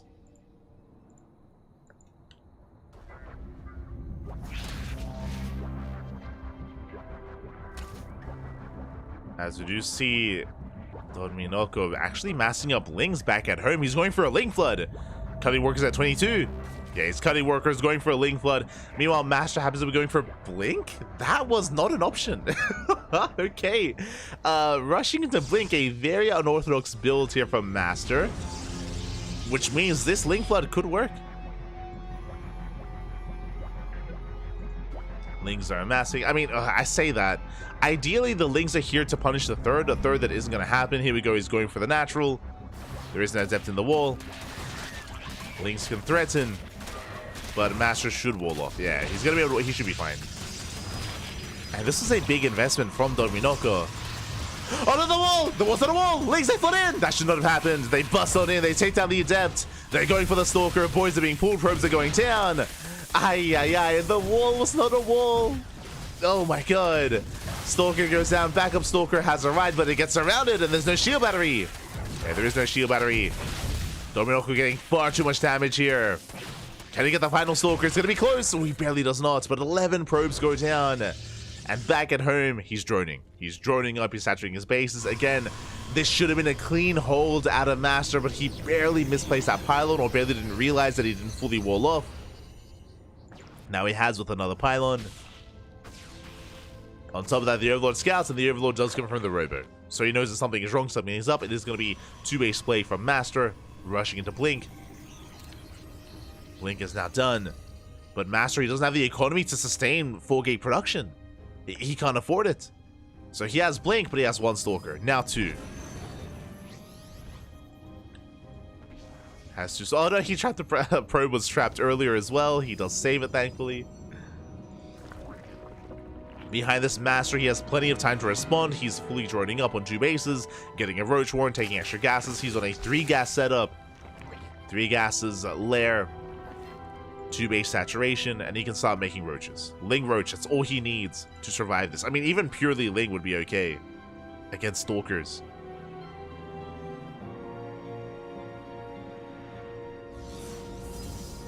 And Master, he is again stuck on 2 bases. He's fully walled off as well, so it's a 2-base all-in. No third expansion. Lings, they get eyes on the Mass Stalker. There is Blink. And nice control. Yeah, Dominoko, he does overextend. He cannot engage not with his few Lings. He's getting into melee. Lings, they buy time. Buying time for more Lings and Roaches to amass. He checks, he confirms there is no third. He will also confirm there's a full wall. And even try to force defensive warpins. Oh. And again, warpins at Master, he still can't afford. Remember, he just recalled as well. Gateway's under fire. Force the warpin at home.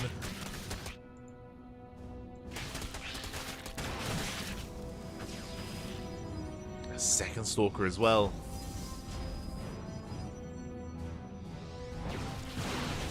Dominoko, he should have enough to hold here. Nice target firing though. Mastery gets a Ravager. One Ravager goes down. Oh, Sniper Overlord gets two. Very nice pickups.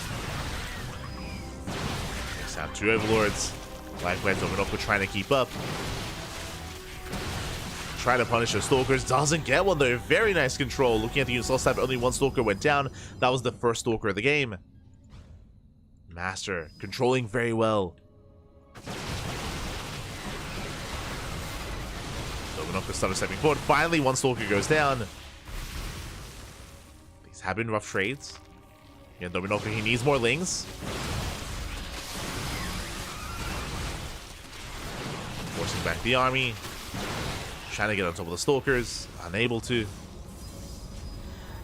And Master, this is getting out of hand. It's a lot of Stalkers. And Dominoko, he's been missing injects. There's Larva. Like Dominoko, he has 800 minerals, but he's been missing injects, missing Larva. It's killing him. He has to spend his money. Needs more Lings. You can see the Queens, and now I think they're moving into inject. Or just getting in position for the prism. But Dominoko is losing too much, bleeding out too many roaches. Expensive losses here for the Zerg. Injects are coming in. Files going for the War Prism. Ooh, they will connect. They take down the Prism. Nice pickup.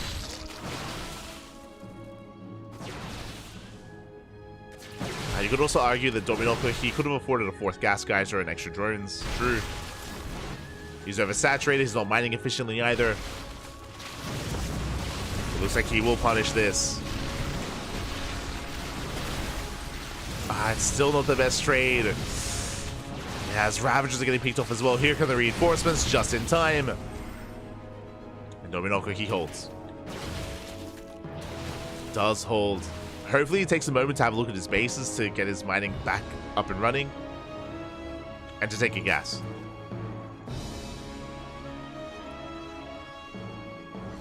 And to make some Lings. Oh, he's droning. He's droning up, getting +2. There we go. Now transferring his workers. Second wave has arrived. And I think Mastery might just have too much catching out. So many roaches. No! The roaches get trapped.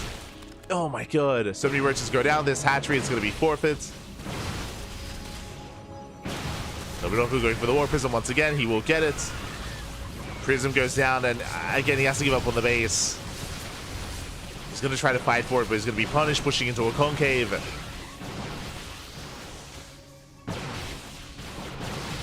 Fourth base is going to go down. There we go. Does take an extra gas, but no saturation. It's still very close.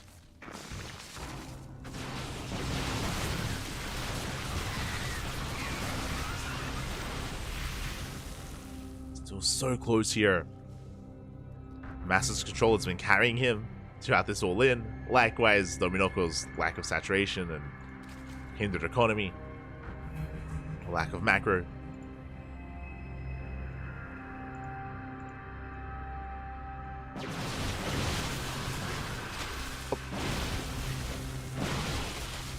His Mastery is fended back. He's getting a third base. He's expanding behind this. Getting into a longer game state. I think Mastery's done enough damage to macro. Yeah, he's actually in a pretty good position. Taking into a bay, into potentially Disruptors or Colossus.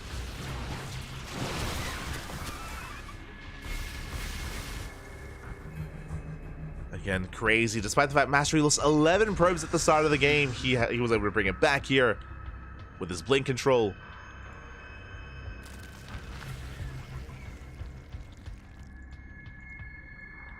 Master rotating once again, catching out more Lings.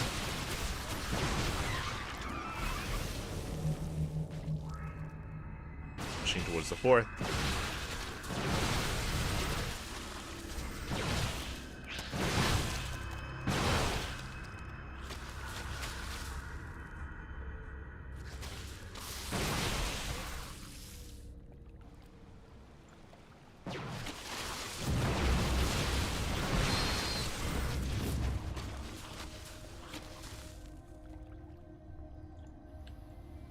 And as Master distracts the main army, he's going for a depth Rassi on the left-hand side. And Dominoko is being pulled apart. Ay, ay, ay. So many drones going down. I mean, I say that 4 so far, but he can't get even more. Still solid blink control here out of Master. Going Disruptor, not Colossus. Interesting. As an upside shading to the natural, more drones falling. Ay, ay, ay. 50, 14, 15 drones, 16. And this is game-winning damage. 19 workers falling. Ay, ay, ay. After the damage dealt at the start of the game, I was like, yo, are we going to the ace match? But alas, Master, he's just all over this. He's just all over Dominoko. 22 drones, the entire army races back home. And Master hits the 4th. Once again, knocking it down. Kills the 4th expansion. Master, he's now ahead economically. Getting his own 4th base. Second Robo. Dominoko trying to take up into Lurker Tech. Ambitious. On a 3 weeks economy, it's not something he can really afford. Master denies the 4th.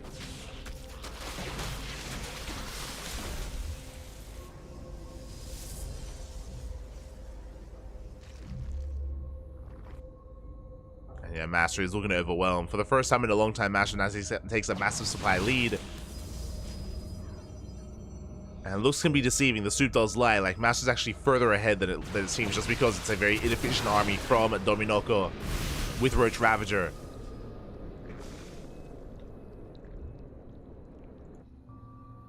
With armies facing off. Where are the Disruptors, by the way? Oh, there we go. They're finally being let out. Looks like one of them is trapped in the main because of the SimCity, because of the pylons, but the Disruptors, most of them at least, are let out. Joining the main army.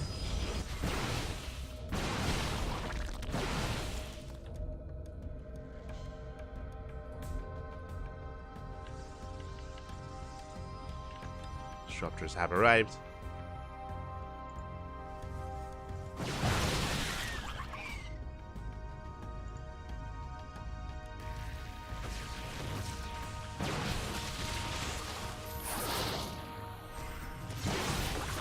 Pushing in. Sniping an Overlord, Nervous popping off, zoning back the Roach Ravager, going for the Lurkers! Ooh, 2 Lurkers go down! The Lurkers. They just can't do much here, as they do reposition. That's a lot of Lurkers. Reposition towards the left-hand side. Dominoko trying to hold on with his Lurker tech.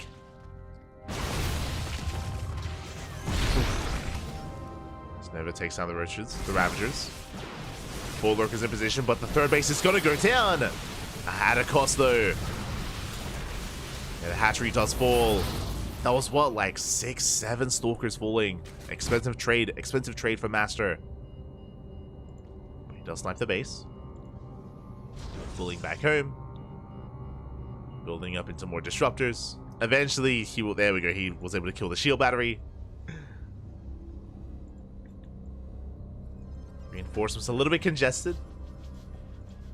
Dominoko rotating around. Oh! Doesn't quite find a way in. Ooh, oh, the friendly fire! Let's go! Gets a Disruptor. Disruptor goes down, but oh, speaking of Nova, speaking of Disruptors, a massive Nova connects to Roach Ravager is going to be shut down. There are no Lurkers with this main army. GG, well played. Good luck, it's called, and Master will take the series 2-0.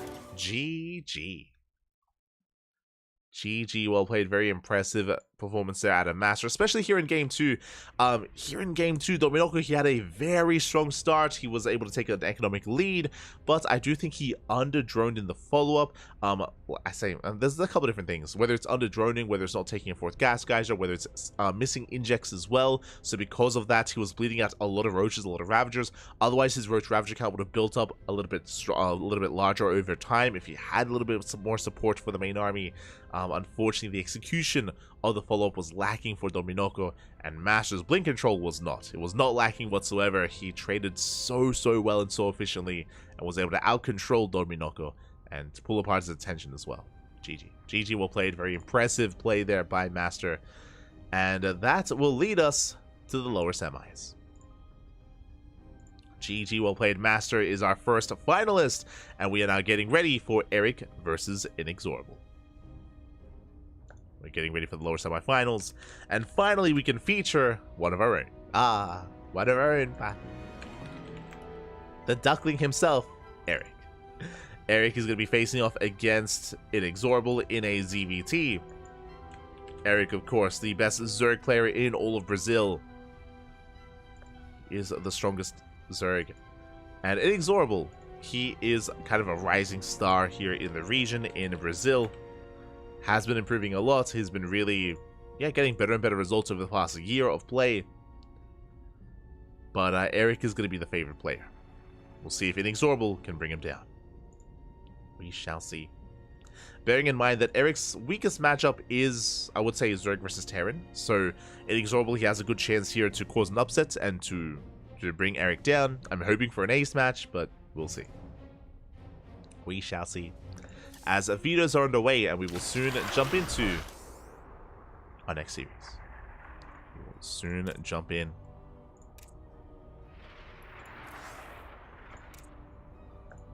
Just catching up in the chat.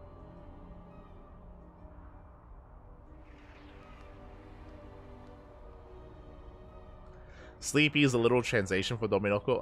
Okay, there you go. There you go. I wouldn't say the same about the literal translation for the Spanish word of the name, but maybe Dormilon and Dominoko don't mean the same thing. I was just assuming. Meanwhile, the chat is a squirrel fun in the chat. Gracias, papi, gracias. For resubscribing for 6 months, 5 months in a row. Thank you so much. Thank you so much for the support. We appreciate it. Thanks for all the SE2 content. Love your casting style explanations. You're welcome. You're welcome. We do our best. We do our best, papi.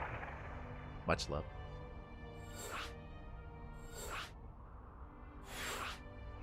Sometimes he's playing with acordado. Yeah. Acordado, that does mean awake. It's kind of like a play on his name, if you will. Play on his name. Shema, papi, shema.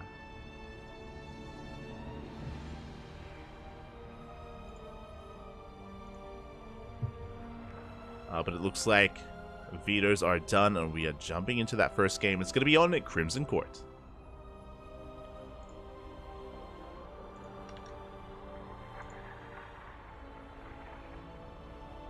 It's going to be on Crimson Court.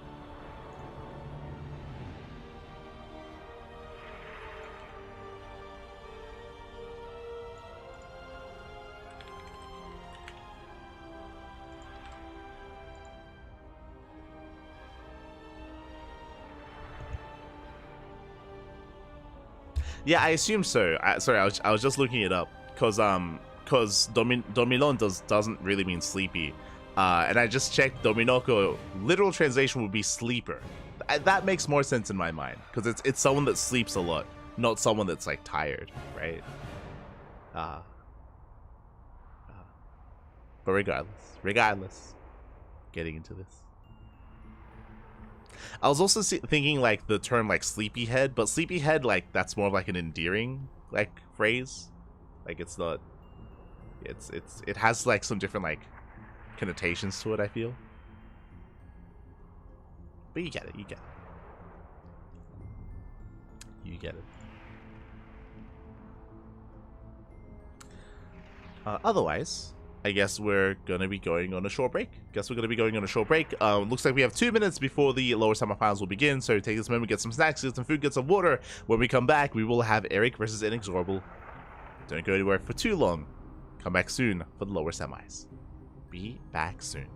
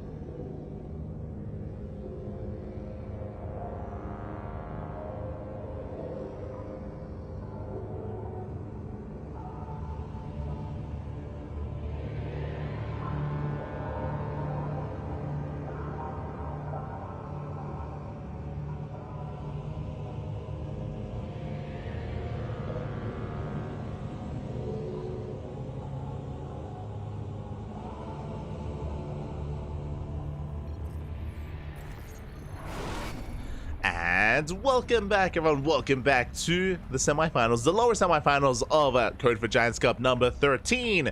We are jumping into our ZVT, our best of 3, and spawning in the bottom left-hand corner of Crimson Court. We have the Brazilian Terran player, the blue Terran representing the Platinum Heroes.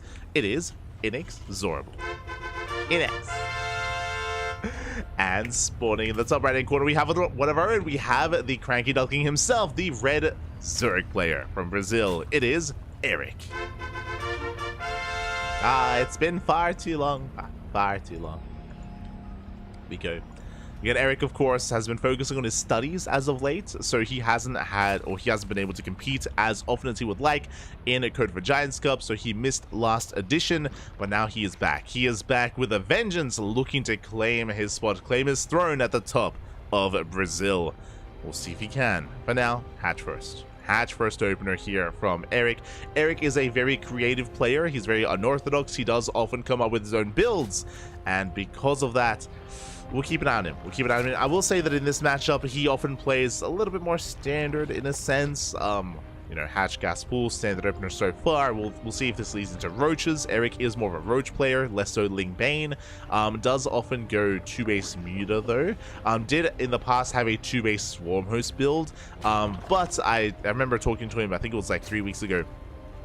I was like, oh, when are you doing 2-base Storm Host again? And Eric was like, he's a little bit out of shape, and it requires a lot of APM. It requires like a lot of attention to detail. For those who maybe haven't seen the 2-base Storm Host build, it's actually initially 2-base Dropper Lord with Queens, where he spreads creep across the map from the Terran side to his own side. It delays like the start into Swarm Host, into like safety and fasters, hunger growth. Like there's so many layers to it, so many layers. It's so complex, and I mean it looks really cool when it comes together. But yeah, Eric not feeling too confident about his current play to try to pull that off. One day we'll see it come back. One day, Papi, one day. As for now, he's going to be saturating his natural, mining through the gold minerals, looking to expand and take the linear third. Meanwhile, Inexorable opening up a Rax Expand. He's moving out. Is going to be moving out. Reaver hits the natural. Queen is already ready for this. Inexorable going third CC before Starport. Economic build here out of Inexorable. Everything looking standard, everything looking economic for the Terran side. Meanwhile, Eric likewise getting his third. His third base. Now thankfully, I should say thankfully, because of the features of Crimson Court, this third base is very safe. There's no Reaper Cliff to actually gain access to the location, so the third base is safe and sound. Eric can be greedy, Eric can cut corners. The Reaper does threaten the mineral line, but alas, Eric does hold. We can settle in. We can settle in from here. Likewise, Overlord dips in, confirms the third CC timing. Eric is fully aware.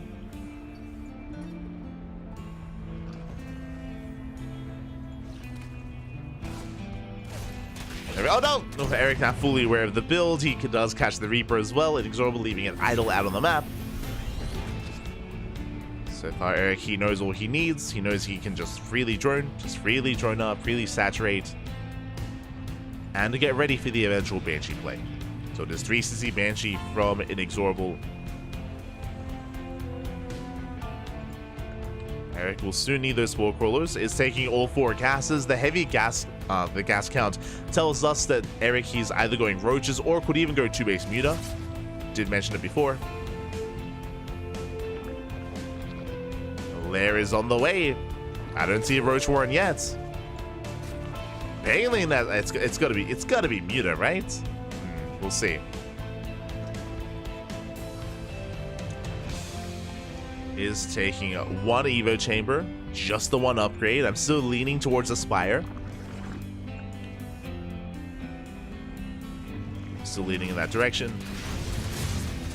Aliens, they poke in, they pick off a couple of tumors. 2 tumors go down. Just the 1 Evo Chamber for +1 Carapace.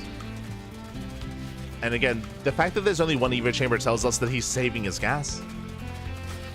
He's Saving his gas for something else. Mass Hellion threatens a natural, gets another tumor. Going for the Queens.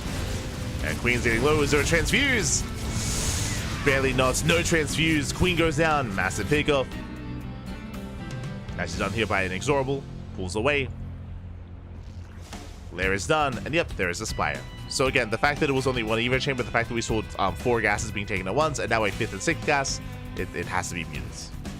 So we mentioned before that Muta play is something that Eric has been quite fond of as of late. So it is going mass Muta. And so far, Inexorable's in the dark. It did go Banshee, but he hasn't harassed. He has not gone into the main or the third. He has not seen the gases. That would be a tell. We could actually get another Queen. Oh. Queens are rotating. No creepers connecting. Eric, he's exposed. He's vulnerable. Having a hard time responding. Heli is a bust into the mineral line. Oh, only 2 drones. Okay, only 2 workers going down. Lings to get us around. And they will shut down the Hellions. Queens are keeping up as well. Meanwhile, Banshees, they hit the third. They do scat the gases. That is a tell here for Inexorable. Spore not quite in position. Queens not either. 11 drone kills. Oh my god. Inexorable wreaking havoc. And Eric, he has a lot of redroning to do. He's making 15 more drones. Now, Eric has no army. He barely has any. This is his army. 4 Lings. 4 Lings to work with. If Inexorable had gone in with reinforcing Hellions, that would be that could just be game. Scan reveals the Spire. Turrets are on the way. Turrets are being thrown down as we speak. Eric no longer has a surprise factor. Inexorable does confirm. And the Terran is in the driver's seat. He forced those Zerg players to resaturate their bases to expend all that larva on drones. 11 mutas are on the way. The mutas, they should not get much damage. Inexorable looking good. Looking good so far. Again, the fact that there was no creep initially connecting the bases was brutal. The Queens, they just took so long to respond, to rotate.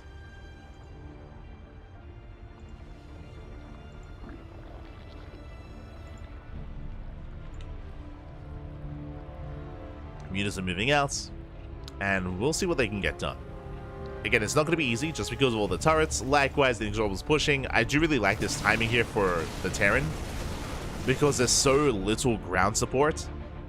As the mutas are distracting themselves by harassing, Eric is vulnerable. Here comes a push.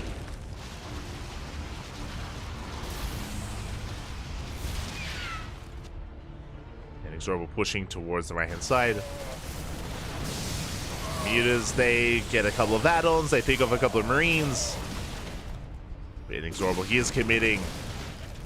Is there bailing speed? Okay, there is bailing speed. There are a handful of bailings. Nice spread here by Inexorable. Eric tries to crash in, but Inexorable is gaining more ground, getting himself with the third. And Eric, he cannot save it. The mutas are racing back home. They get 3 SCVs across the map. And Eric, he is in trouble. He will catch the Banshees at least. Gets the Banshees. Ling's trying to go for a counterattack, getting some stray reinforcements. He's not getting much else.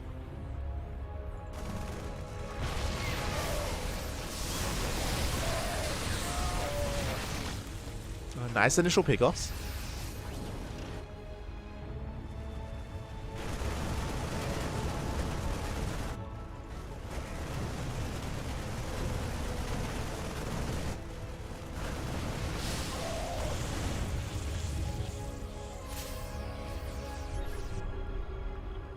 Got a couple of pickoffs here, but jeez, there are just so many Marines.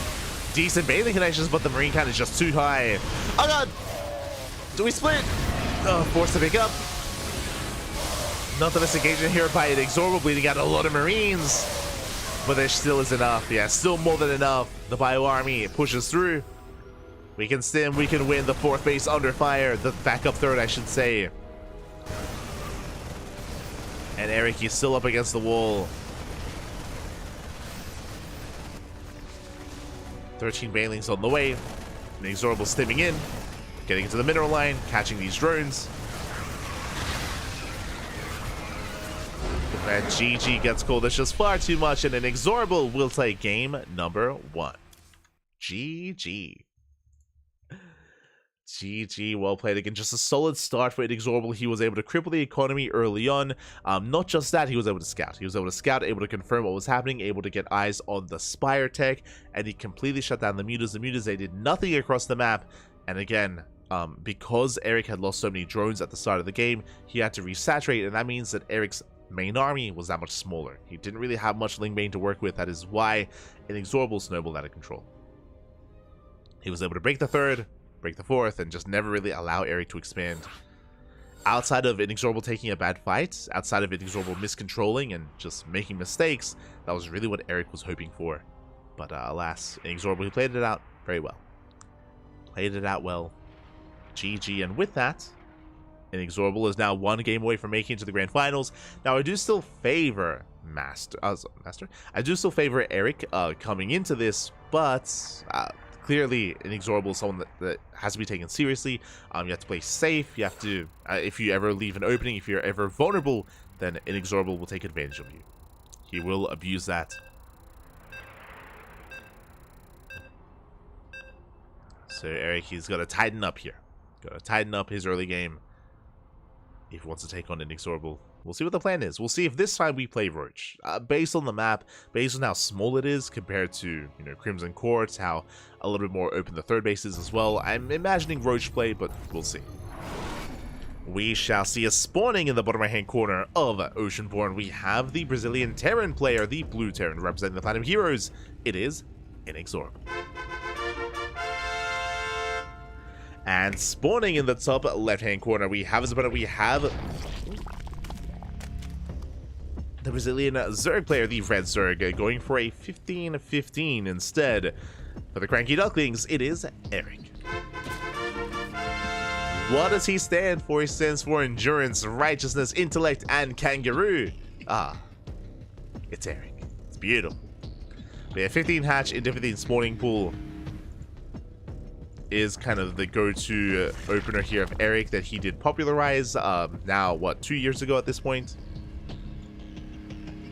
Again, 15-15s weren't really a thing in the meta until Eric did normalize them against Protoss and against Terran as well. Eric, he was the pioneer of this. So really cool to see it again.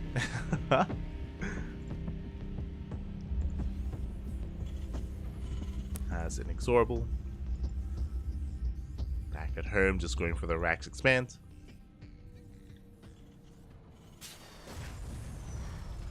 Standard opener. Standard play here out of Inexorable. Very safe play by Eric. Now, what I should say about 15-15 in this matchup is no gas.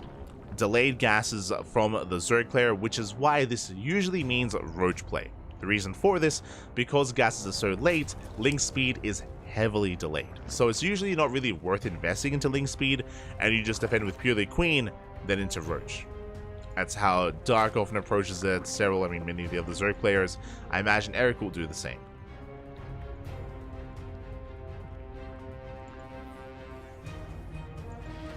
We'll see if that's the case. Meanwhile, Inexorable opening up 2 racks. Oh. Okay, it's going to be a 2-1-1. So a very aggressive play here by Inexorable. He's working towards a stim timing, essentially.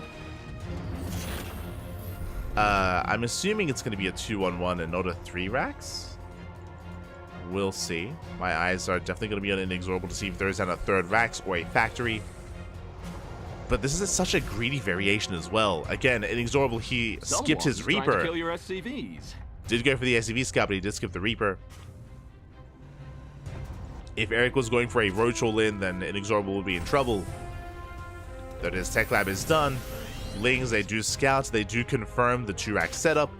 They confirm the 2-1-1.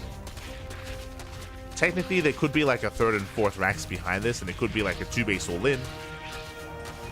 Eric going for the forward base. He's crazy. Okay. The forward expansion has been taken. This is a very rare sight in ZVT or just in general. There's that Roach horn that we spoke about. Again, because of 15-15, we have to go into Roaches. Now, what I will say is that Roach openers are typically very safe. They shut down Hellion aggression very well. They can defend against 2-on-1s, but it's going to be a little bit of a tighter defense here We'll see if Eric is able to be, more importantly, in position. Roaches, as we scan, and the scan reveals the Roach Warren. Okay. Inexorable, he's aware of what's going on. Now, roaches are not very mobile, so because of that, Inexorable, he can dip between the third, the natural, go into the main, pick off overlords. There is still a lot of potential here for Inexorable. Again, this 2-on-1 is not an all-in. This should be heading into a third CC, but it's going to be a delayed third CC. So ideally, it gets damage. Looking for any stray lings, looking for any stray overlords. Lair is on the way. Extra gases, roaches are amassing. The lack of Kree spread is concerning. There's no tumor connecting the natural to the third, so this third base is very isolated. Very exposed. And here come the Medivacs. See in the chat. Kangaroo above all. He is. El kangaroo back. Crazy.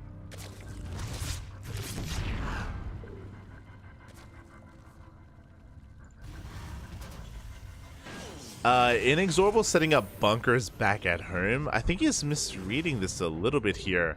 Eric is taking gases. Eric is droning. Eric is going into an infestation pit. So Inexorable, he should be active with this 2-on-1, but his move has delayed. Yeah, delayed move out. Eric going for the scat into the main. And Eric, he is just scared Inexorable into over-defending. So, yeah, big overreaction from the Terran player. You can see he's setting up for an attack that isn't coming. Overseer does confirm the Marines back at home. And because of Eric, he's saturating his bases. He's fine. He's saturating, he's droning, he's taking, infestors are on the way. There's one Marine drop moving out. Or one drop of Marines, I should say. But again, this can't really threaten much. This can hunt Overlords, true, but not much else. He wants the Overlord, though. He's gonna get it. He wants the Queen. Queen does survive. Dropping into the main, going for more Overlords. And May gets another. And gets two. Two Overlords go down. Nice pickups. Oh, can he get the Queen? He can! Up! The Queen goes down. Not bad. So nice trades for Inexorable, but there could have been more damage. There could have been a lot more. Bearing in mind that his third CC was delayed because of this setup, now he salvages, realizing that, alas, there's nothing coming. But this was a late realization for the Terran. And now Eric, he is fully saturated on 3 bases. He can get a 4th, he can get a 5th. Hive is on the way. The infestors are amassing energy for more fungals. In between the bases. Inexorable not going to take this line down, dropping into the main and also hitting the natural. Picks off another Queen. The Queen count was low to begin with. So I am concerned of the lack of Queens. Does bring down the Liberator. Getting 5 drone kills in total throughout this game.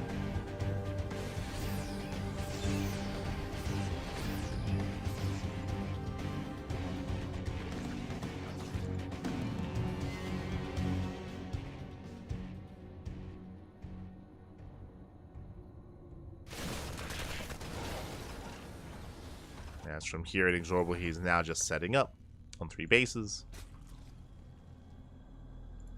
And now Eric, he's freely taking into Hive. He's in Hive Tech, he's got Adrenal already on the way, Ultra Cavern already on the way as well. Very fast Hive from Eric. And he's been allowed to just get away with everything. He's just gotten away with murder here at this point. The creep is looking solid, connecting all the bases. Viper production has begun. And Inexorable has fallen behind here. He's gotten some nice pickups here and there, but again, we mentioned that, he had delayed his own third base quite heavily. He's trying to be active on the map. Fungals do connect. Oh my god, so many Marines go down. Brutal losses for Inexorable, and the Infestors survive. They survive, they get out of there.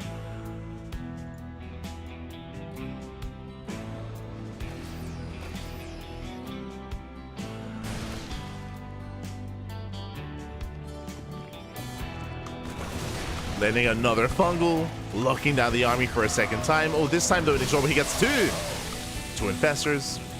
Okay, a more even trade this time for the Terran. If not a better trade, actually, for the Terran. To get two Spellcasters.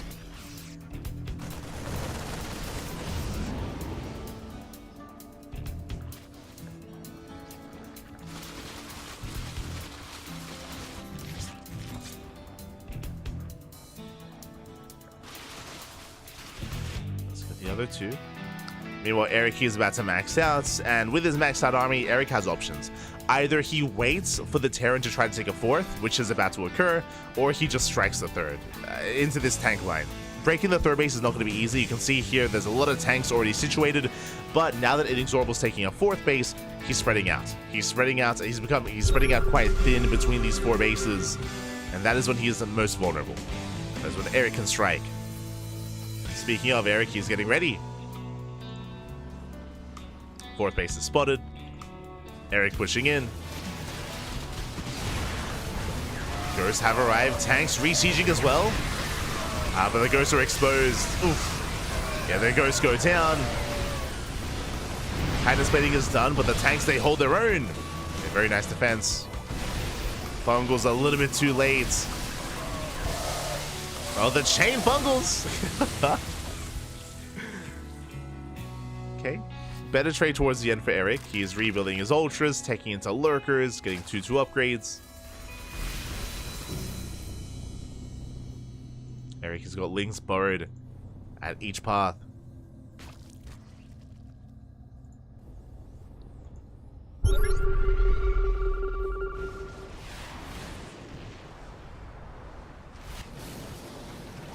Is ready.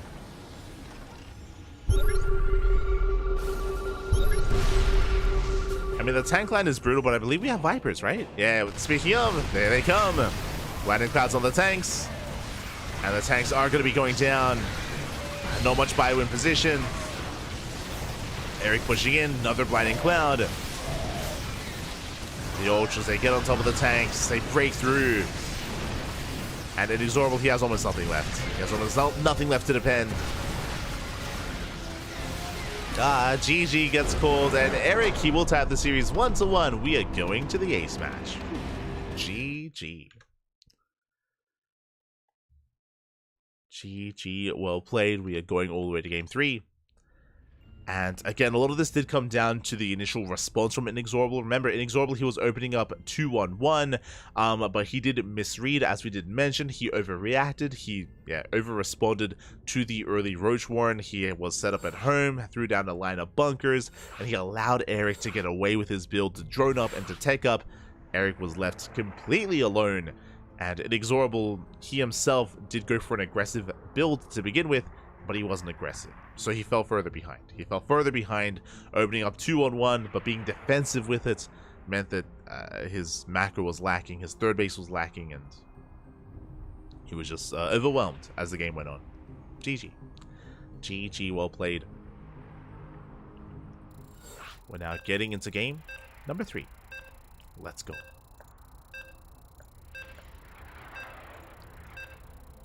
Getting into the ace match.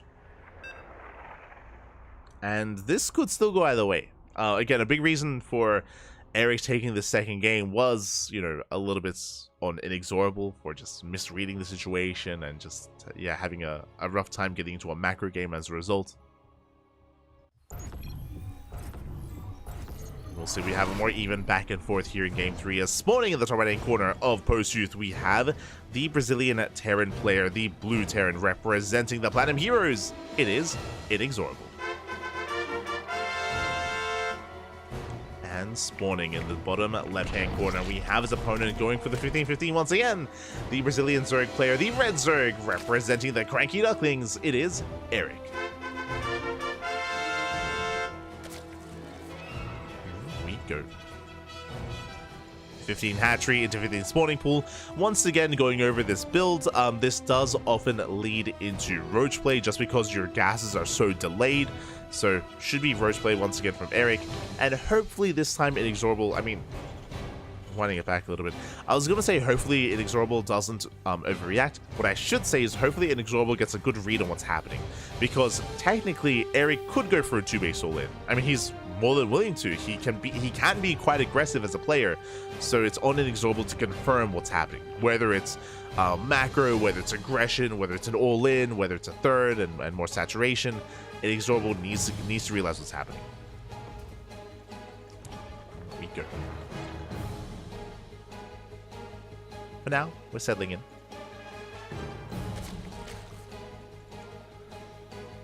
Are going to be settling in.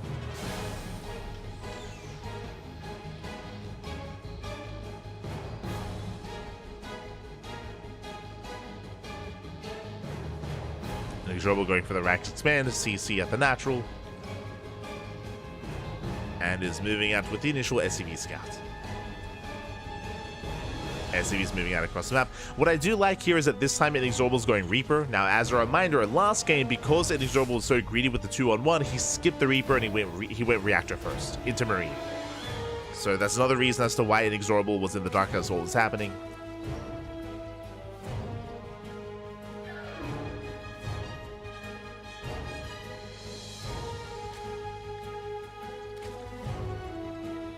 So does dip in, does confirm. Third base on the way. Reaper not able to delay. Instead goes straight for the main. Gets eyes on the lack of gas saturation, as the gas income is just now beginning. Oh. Uh-oh. Oh, no, Eric! I was... every single time there's a freeze, I'm like, is it me? No, it's not me. It's our boy, Pappy. So, looks like we do have some latency issues. Not the first time it's happened tonight. It's happened to Allison earlier. And, based on the sudden freeze there, Eric's power might have gone out. It is, you know, a regular occurrence when it comes to these weeklies. Not when it comes to Eric, but, a lot of our players in this tournament have had some latency issues, from time to time. If Eric lags out, then we will remake. We will remake and we will rehost the game. Also, I apologize, but we are tied up 1-1. I wasn't quite able to set that up. Oh, no, Cosmos! No, what just happened? Wait, how do... Wait! If Eric was lagging out, why did Cosmos leave? We'll have to restart. What just happened? Oh my god! It's like Eric's getting shot up and then Cosmos falls over. It's like what just happened? So we will remake. Yeah. We will remake. Basically, it looks like because Eric was lagging out, Cosmos, he's like, yeah, he's probably gonna lag out. We'll just rehost. So he just left. He left preemptively. It's like, Papi, we're okay. Este Cosmos. It's all good. We'll remake.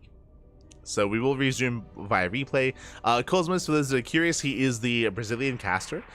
He is the main Brazilian caster. On top of that, he's also the main organizer and sponsor for this tournament, or main organizer at least. So without Cosmos, none of this would be possible. So much love. Big shout out to Cosmos. Fala galera, Papi. Fala galera. Much love to Cosmos.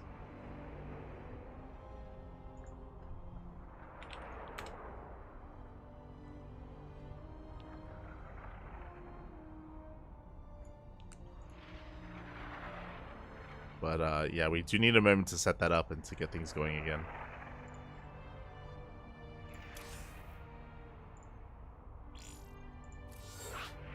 Beautiful.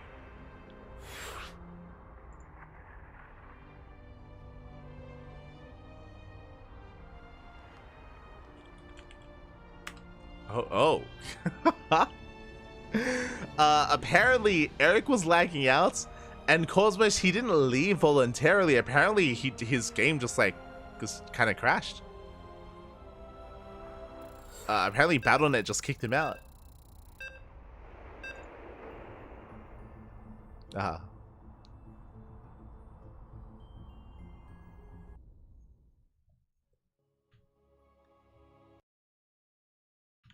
Alright, all good. Thankfully, we have the technology. We can load back in.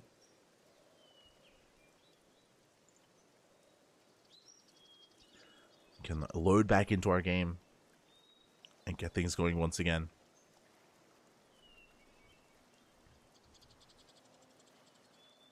Oh.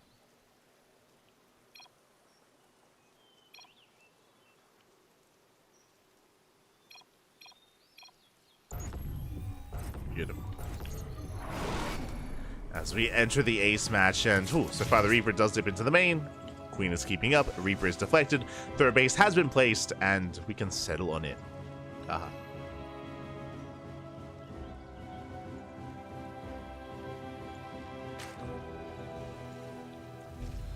Meanwhile, we do have an Inexorable going third CC, 3 CC before Starports, a very economic build here by an Inexorable. So far so good. Interestingly enough, he is hiding the third CC very far back in the main. I mean, the main base on Post-Truth is, as you can imagine, insanely large, so Inexorable just making it that much more difficult for Eric to scout. The downside is that it has quite a ways to float over to the third. Overlord dips in, there's Marine to deny the scout as well, and Eric does open Roaches. As we mentioned before, because of the 15-15, Roach play is required here from Eric. It is kind of the necessary follow-up.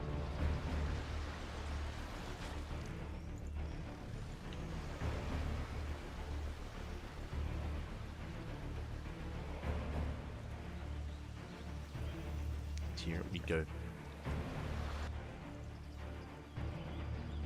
Alien's going to be moving out. Stim is on the way. Interesting, it's going to be 3 CC into faster Stim. This can lead into a Hellbat push. Meanwhile, the first 2 Hellions, they do get into the mineral line, but the Roaches, they pop out just in time. 1 drone goes down, 2 drones even. 3 workers towards the end.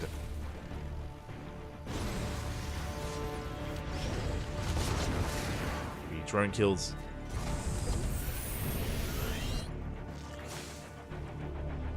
Last, we do see Eric defending.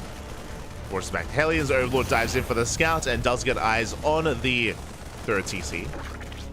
3 CC 2-on-1 or even 3-on-1 setup here from Inexorable.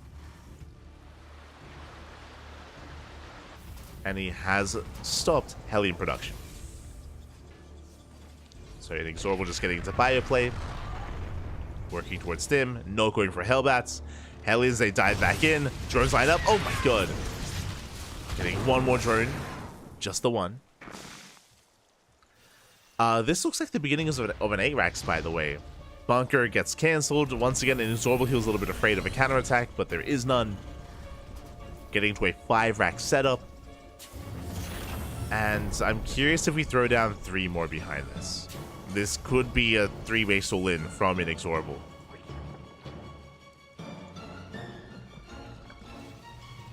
Starport's on the way.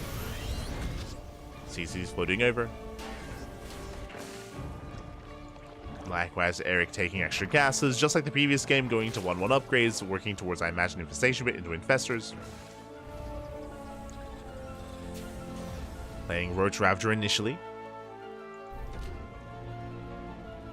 Again, because of this build from Inexorable, he doesn't really have any presence on the map. It was a big delay on the starport, so a big delay on the medevacs. That's why he's stuck at home. That is why Eric can drone. He could, but he's not. He has the gold base hack, like he has taken the gold, but there we go. Now transferring over. Does saturate his gold. And Eric, he is not droning up. He could, given this kind of game state, he could have saturated his third and gone up to 4-base saturation, but no, instead he's focusing on Roach Ravager. Likewise, Inexorable will soon move out once medevacs hit the field. And will Eric have enough in time? Infestation Bit just now starting up, so he does not have an Infestor, does not have fungal growth. Here comes the bio! And is Eric going to be ready for this? As he is rallying at his Marines. Gets a Queen.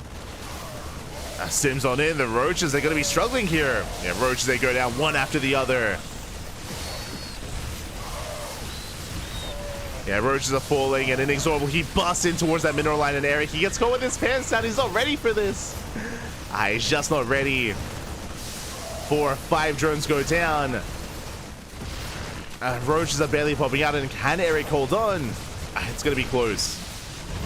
Looks like he barely does hold. The boys are pulled.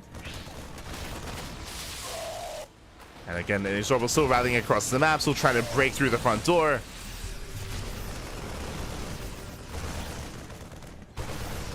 Going for the gold. Roaches are popping out just barely in time. Eric, he's holding. He lost a handful of workers, but he does save most of them.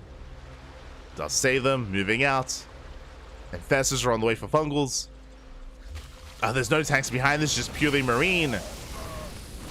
Again, Inexorable, he was committed. Eric has maybe overextended. Yeah, I'm not too fond of this. Oof. Leaving out a lot of roaches. A lot of roaches do go down.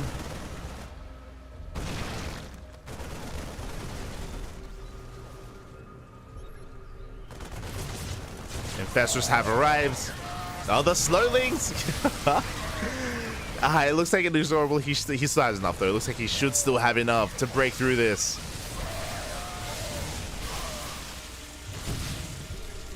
I say that there are still those fungals that Eric's holding on to.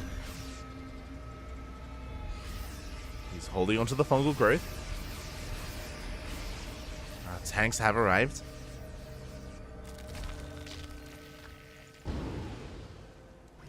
Inexorable going for a Doom Drop towards the main. That is going to give Eric more time to build up an army. And again, Eric, he resaturates the gold. Medevacs are spotted. Eric, he's out of position. He has to race on over. Tanks are sieging. Roach Ravager has arrived. And he does get the first tank. Second tank goes down as well. Here comes the fungals. Up! Up! They do connect. He gets one. Eric, he's holding. He's surviving. He's barely holding on. Drop back into the main. Liberator towards the natural. Going for the queen. Oh, queen goes down. 5 drone kills as well.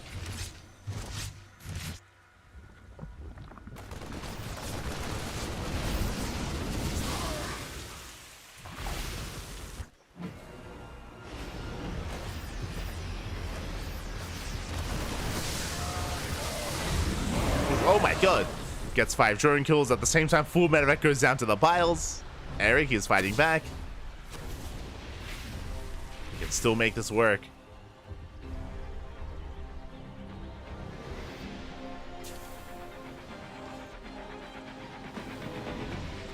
Inexorable trying to keep up himself. Going for his own gold. I will say that Inexorable, he still has a better economy. The Terran player still has much better workers, saturation, mules as well. And he can outscale Roach Ravager. Ultra production has begun. But Eric, he's not ready with those ultras. Link speed is finishing up. Plus on melee. Tanks were caught unsieged. And he's getting on top of the tanks. Oh, Inexorable caught out for a moment here. Fungal connects, but oh god, it's still not enough Zerg, not enough Roach Ravager. And the Terran has done it. I mean, there are 5 ultras on the way, so maybe Eric can hold on. But now there's no more infestors. I believe the infestor count was reset. Yeah, no more infestors are out. Goal base falls. And Inexorable takes down the 4th base, takes down the 5th as well. Eric, he's stuck on 3 bases. He's pinned against the wall. And it looks like Inexorable, he can do it. He can clean this up. He can keep going. But now securing the 5th.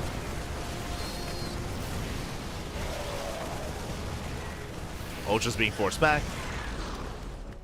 They have most of their carapace upgrades.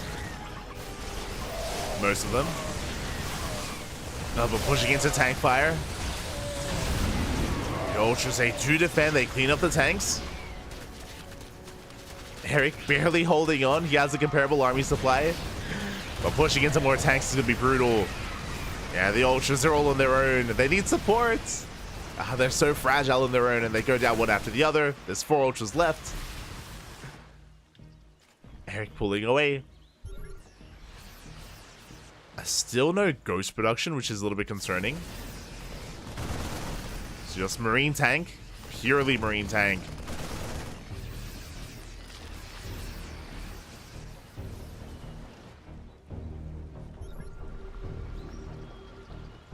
And all Inexorable has to do is deny the fourth. Deny the fourth base over and over again and just starve Eric out. That's all. Oh my god, the vials! Vials are popping up. Being run by catches reinforcements. Eric's doing whatever he can. Fourth base is denied.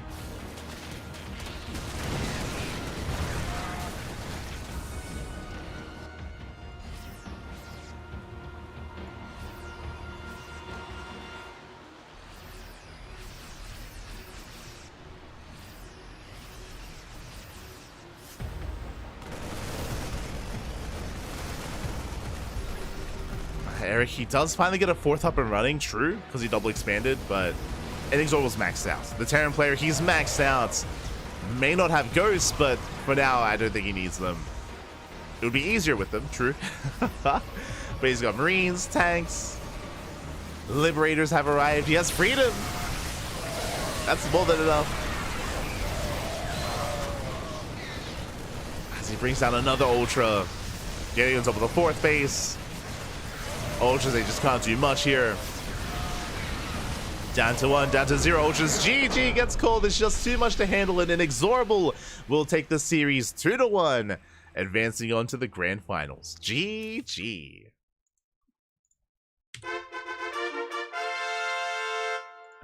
GG, well played. Congratulations, Inexorable will take it.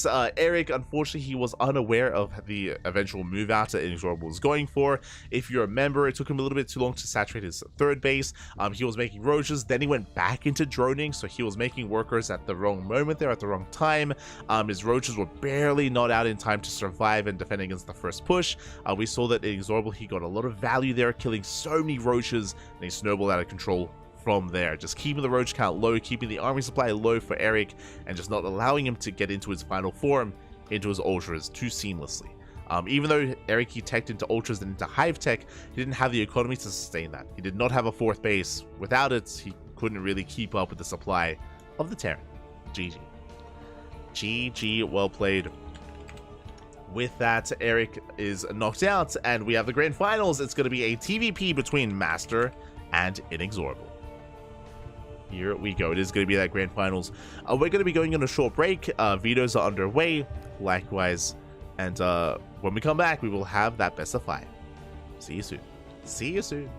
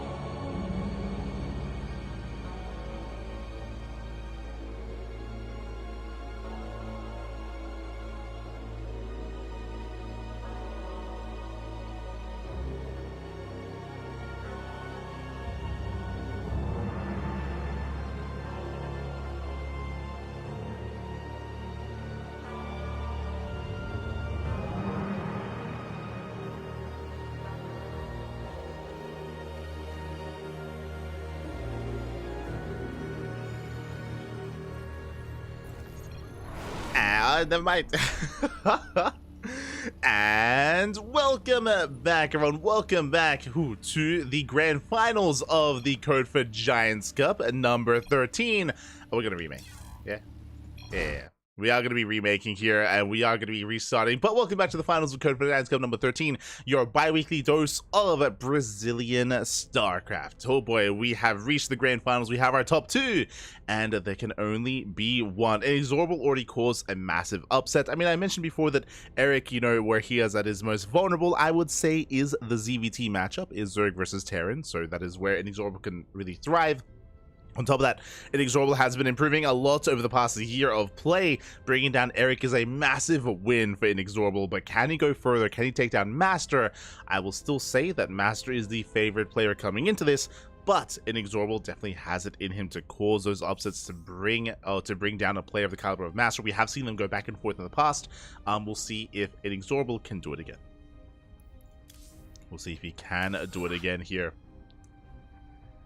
as we are getting our lobby ready. It looks like there was a UI bug, or there was a in-game like HUD bug that was happening. So did have to rebuild, did have to remake, and then we can jump into game one. As a reminder as well, this is going to be best of 5. It's going to be a best of 5 TVP between Master and Inexorable, and we'll see how this story ends. Oh boy.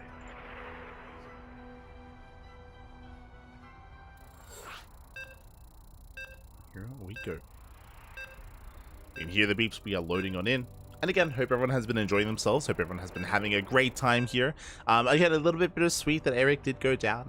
Feels smurged, man. Feels smurged. But it's still good. It's still going to be amazing finals nonetheless, I'm sure. I am sure. As we're getting into Oceanborn as the first game. And at this time, everything should be okay, hopefully.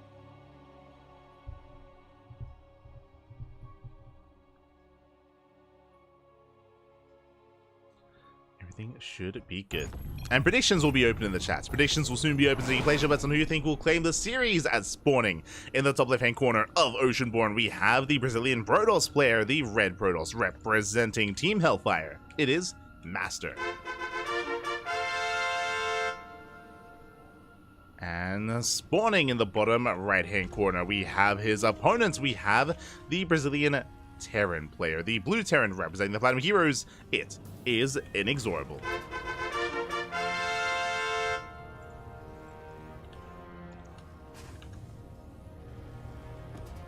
Here we go.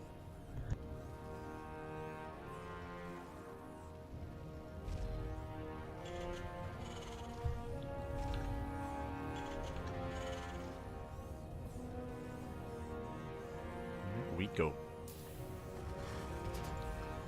As for now, we are going to be settling in and calming things down. For now, we do have our double gas opener out of Inexorable, double gas into Faster Factory, into delayed CC. Meanwhile, Master back at home going for a standard gate expand setup, going for the probe scout as well, making sure that everything is on the up and up, making sure that there is no proxy, there is no cheese, not here in game 1. Not yet. Oh, we do without the power of the kangaroo. Oh, no. Not like this. Not the kangaroo. We'll make do. We'll make do. It's fine. It's fine. He'll always be with us.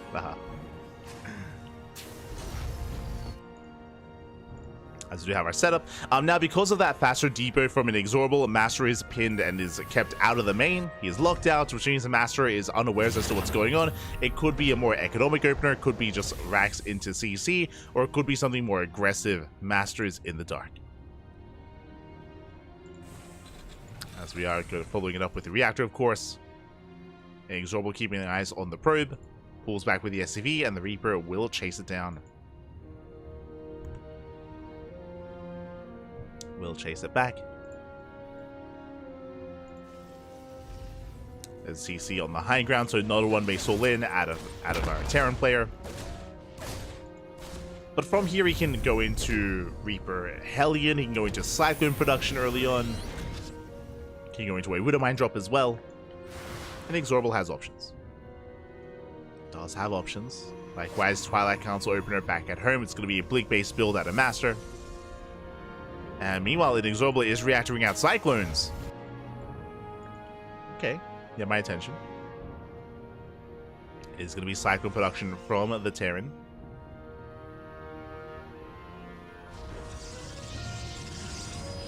Reaper dips in, gets eyes on the Twilight Council. Inexorable is aware.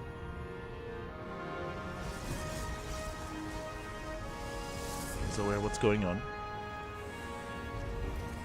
Going for a faster second Rax. Okay.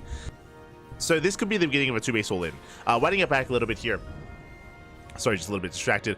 Because of the delayed starports and because of the earlier Marauder production, this is very aggressive from the Terran player, as he's going to be prioritizing more Marine production as well. And this can just lead into 2-base play. Into that all-in. Meanwhile, additional Cyclone production is continuing here. There we go, now going for the add-on swap. That is a third, yeah, 2-base all-in. Yeah, third Rax is on the way. Again, big delay of the starports, more Marines, more Marauders, Stim is prioritized. And Inexorable might pull the boys with this as well. It's going to take a while to really kick in. We're still waiting for the upgrades, true, and we're still building up more Marines. But Inexorable has the option to pull them, to bring the boys back, and to commit. But now he's dancing with the main army. He's got 4 Cyclones. Hooking forward. So far, Master's in position, has shield battery, has the overcharge. Reaper does pull the Stalkers out of position. And the lock-ons are brutal. The punish is real. And does he get the Stalkers? It's going to be close. He gets 1. 1 Stalker goes down. The other barely does survive thanks to the shield battery. Marauder does push in. And he barely does not get a second Stalker. They get low. He gets 6 probes, but doesn't break Master. Bearing in mind, Master did open up... Ooh, 4K Blink. Uh-oh. My apologies. My eyes were on Inexorable, but really they should also be on Master. 4K Blink is also quite aggressive here from the Protoss side. Moving out with the War Prism, and he's going to try to punish the Terran. Now, bearing in mind, because of the build of choice from Inexorable, he only has 1 tank. Only 1 tank. Now he realizes how much danger he's in, how many gateways there are, and Inexorable is trying to defend. He's getting a bunker back on the low ground. But the main base is exposed. And Master, he can move out across the map. He can break out, just waiting for that War Prism, and then he can push. Stalkers are welding across the map. Prism behind it. Inexorable trying to set up here. Going for his medevac production. Still only 1 tank. And Master, he can blink into the main.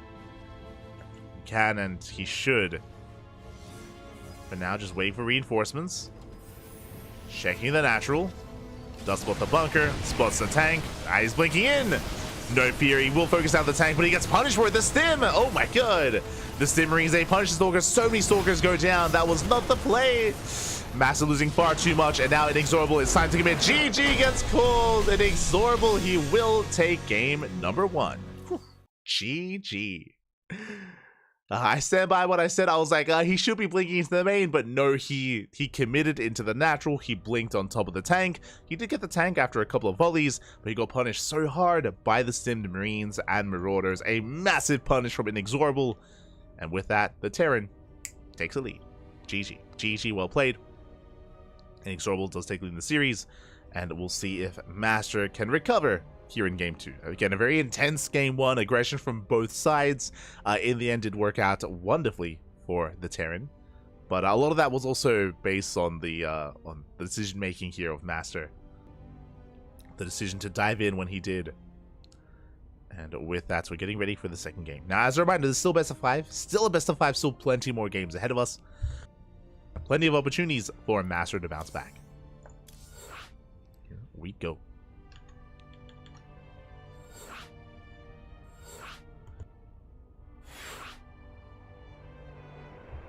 Here we go.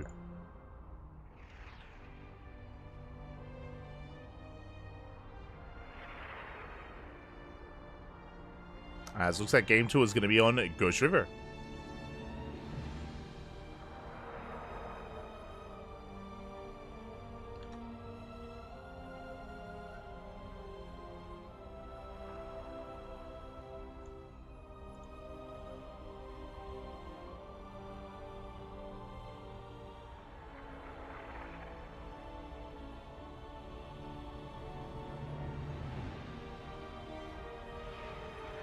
There's a lot to talk about. So I'm just seeing posts by CranKy regarding a Lima League.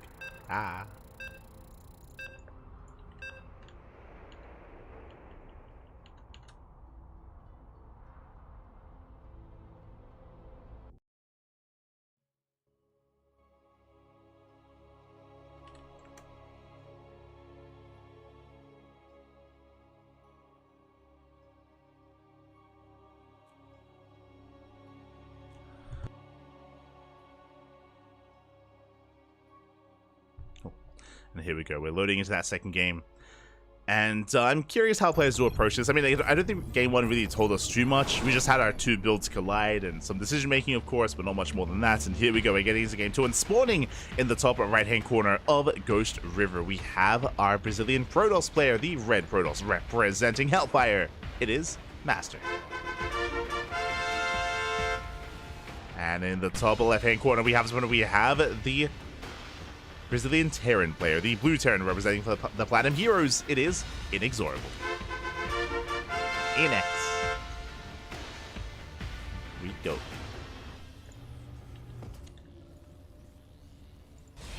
As I'm sure our players will have a very different approach this time.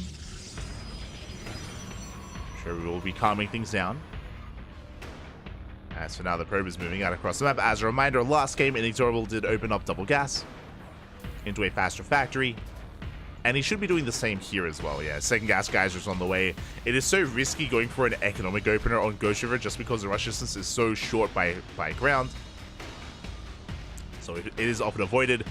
Meanwhile, hello Mr. SCV, what's going on? The SCV does skirt around the edge of the map, initially scouting, but can be used elsewhere, can be used for a proxy starport, definitely.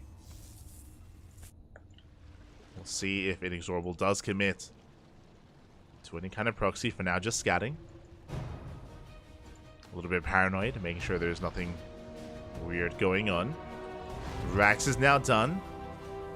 Show us what you got. SV is on patrol. Do we go for a second Rax in a factory? Factory is on the way. Again, I'm leaning towards proxy starport. That would make the most sense in my mind. There's a reactor on the way on the Rax. Probe is scouting for any kind of stray proxy, any stray units. And it's going to be double factory. Okay, that I was not expecting. Second factory is proxied, of course, and it's going to be a one base all in. One base all in from Inexorable. One way or another, the game is about to end. Either it works or it does not. Probe trying to get a read on what's happening. We'll check the natural. But again, the CC is a little bit later. Factory is now done. Is revealed. Ooh, the add-on swap is going to be delayed, though. Marine has to race back. Marine production has begun. Soon to be cancelled. Ooh. Yeah, really rough delay here for Inexorable. And Master, very good response. Responds with a robo. Very safe opener out of Master. The safest you can go for. Shield batteries on the way. This robo can produce Immortals, of course, and Immortals, they shut down all mech-based units. Tech Lab on the way. Proxy tank? Or do we do something crazy and go proxy like Hurricane thrusters? Hurricane engines, that's it. Okay, tank. Proxy tank here from Inexorable, so it's going to be Cyclone tank from the Terran. Adept has yet to confirm. Yeah, no scouting here. No vision in the center. Rax is floating over. Immortal production has begun. And again, like this robo response is just so safe here, and we'll see if the Terran can still pull this off. Cyclones are revealed. Already a big scouts. Shades into the main. And for the most part, Master knows. For the most part, he should be aware that something is wrong. And he needs warp ins. He needs a second gateway. Just one gateway for now. First Immortal has arrived. There we go. Second gateway's on the way. Boys have been pulled. And is that one Immortal enough? It should be, but we'll see. Yeah, the Immortal is scouted. Base is under attack. Inexorable slowly pushing forward. That's it, Inexorable. He's the only other player that I know that has TV, Total Biscuit, as the announcer. Much love to Inexorable. Oh! Drags the army within tank range, but the tank is still really far back. The boys have been pulled. The Unsiege! No! Yeah, the Unsiege at the wrong moment at the wrong time. The first tank is going to go down. And he should bring down the second as well. 2 tank kills. It looks like the Immortal survives within range of the shield battery, and Mastery completely shuts this down. There's the overcharge. The Immortal will be immortal. GG gets called, and Master takes game number 2. Ties up the series 1-1. GG.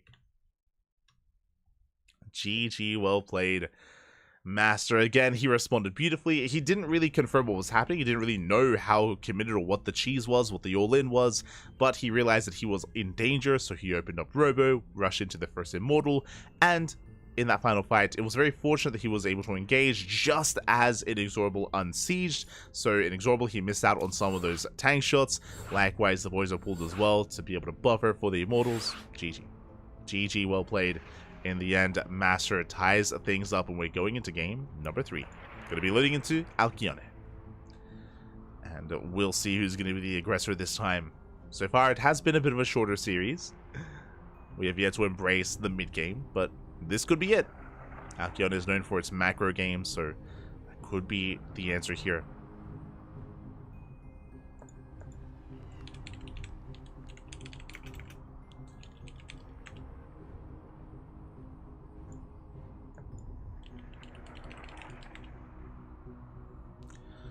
Meanwhile, it's actually getting quite hot here. I mean, we're reaching, like, you know, summer in Australia, for those who are curious, and, it's heating up. In the series and in the room. Huh?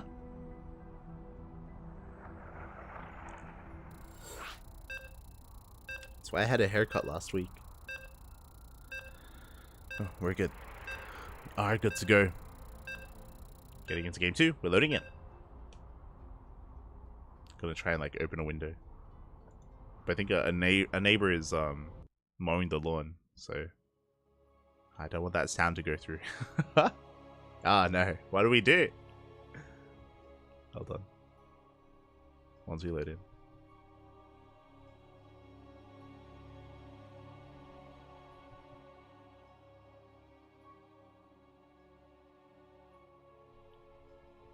So getting to that third game.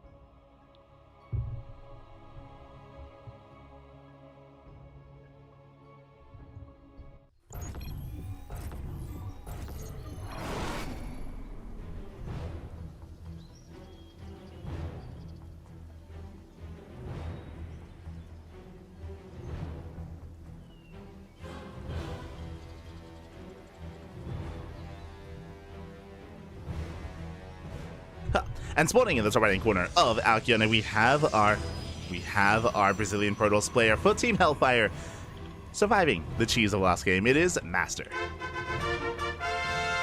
And in the bottom left, we have the Brazilian Terran player, the blue Terran. It is Inexorable.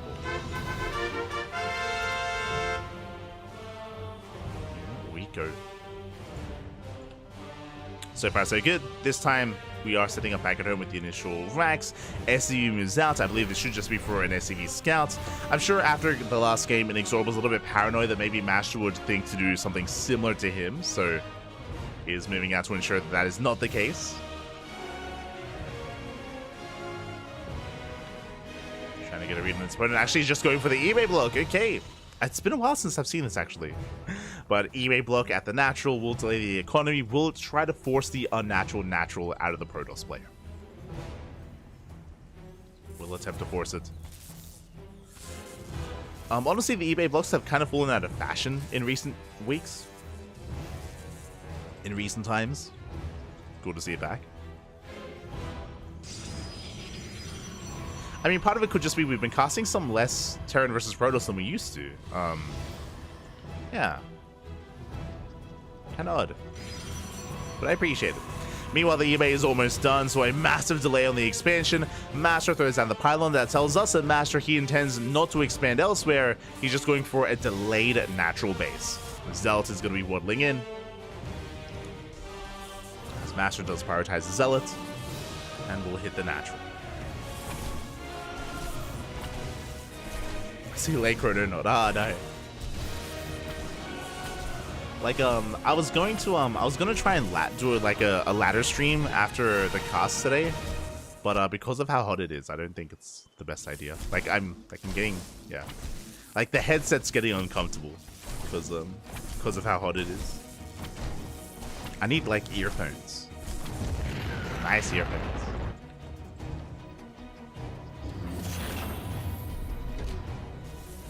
For now, CC on the high ground. Was a single Rax expand opener.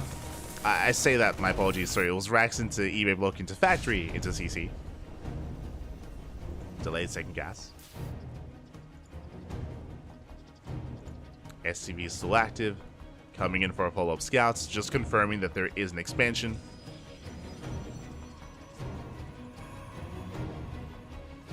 And Master does decide to open up Twilight Council this time. Going for Blink. It's going to be a Blink-based opener. Likewise, second Rax is on the way. Once again, aggressive build here out of Inexorable. A faster second Rax. This can lead into a third Rax into, once again, 2 base all-in. I say that, if you remember, we had this build in game 1 where, yeah, there it is, there's the third Rax. We had this build in game 1 where Master opened up 4-gate Blink, he overextended, he lost everything, and then the game just ended. It's very similar to game 1, as Inexorable is going for the same setup. This time getting into earlier tank production. So first tank is on the way. Building up his bio, working towards Stim.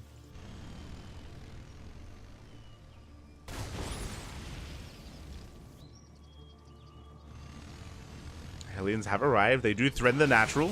Boys being pulled away. Oh, and yeah, nice positioning here from Master. He does wall off the ramp. He will defend. He shuts down the Hellions, and he forces Inexorable out.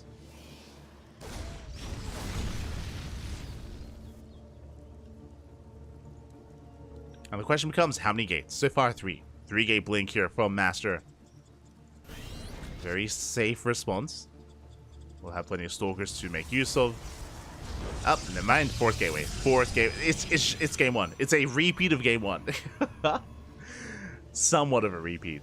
There is a slight difference here for Inexorable, where he's going for earlier tanks and a little bit later Stim. So his Stim is delayed. But Master is going 4-gate Blink. The Prism is on the way. Master's going to be going for his push. And Inexorable needs to take a defensive stance. Now, he did somewhat scout. He has a Reaper across the map. He hasn't seen how many gates there are. He confirms 2 gates in the main. But he hasn't seen much more than that. He actually gets in. There we go. 3rd gateway. Doesn't confirm the 4th, but he's aware of at least 3. Which is enough.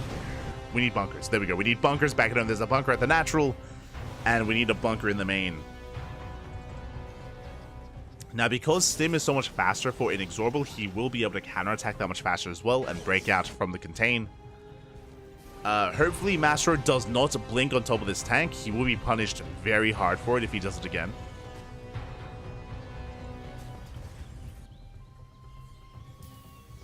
Not as hard, though. Stim is still a ways away. A couple more seconds. He goes for the dive. Bunker does complete. Once again, a lot of Stalkers go down. Oh, God. Stim is still 10 seconds away. If Stim was done, that would have been game. That would have been game then and there. Master being so aggressive. Too aggressive. Did get 1 tank. Stim is now done. Master rotating over into the main. And Inexorable, he does spot this. Ideally, he wants to bait the army in. Master, he doesn't take the bait. He sees the Marauders. He thinks better of it. Oh, diving into that. There's the Stim. Gets 1 tank. Oh my God. But once again, deja vu. The Prism goes down, and that's it. There's nothing left. Only 3 Stalkers. Inexorable unsiege everything, move out across the map. He can end the game with this push. Back at home, what is there? There's 2 sentries. There's no shield battery, no overcharge. There's a handful of force fields. Inexorable has to be careful with the Stim, though. He doesn't want to waste it. Here we go. He does rotate over. There is an immortal. Shield battery is almost done. Inexorable waiting for more reinforcements. Nice. Tanks are late, but they're coming.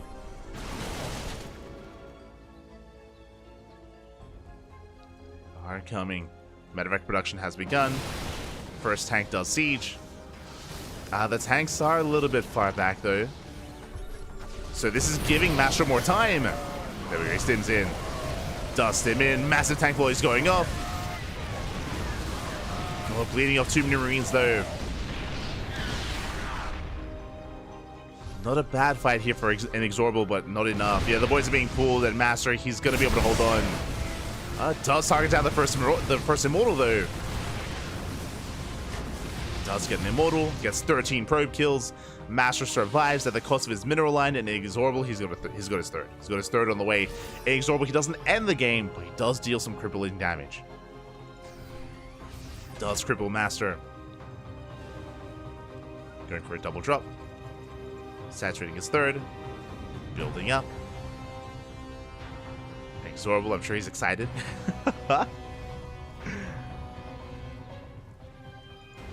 He knows he has a lead. Can he extend it? Is threatening a drop into the main.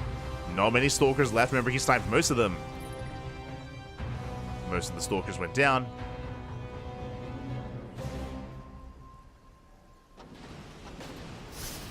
Oh, the Artosis pylon! He wants it! He gets it! He denies the warp in! Delays charge! Charge 1 second away! One more second! Charge, oh my god, he's just going for the upgrade itself. He delays and he denies charge. He can go for +1. Ooh, going for the Nexus. Bold move. He's going for the expansion instead. And can he get it? It's gonna be close, looks like he can.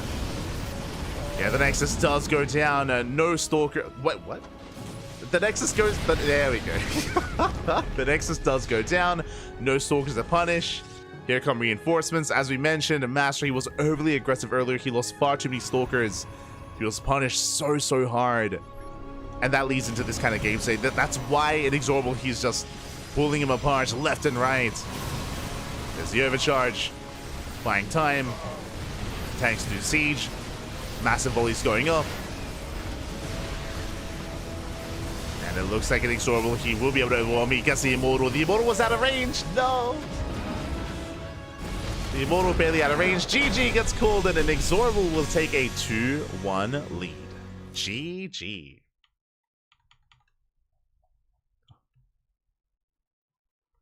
GG, well played.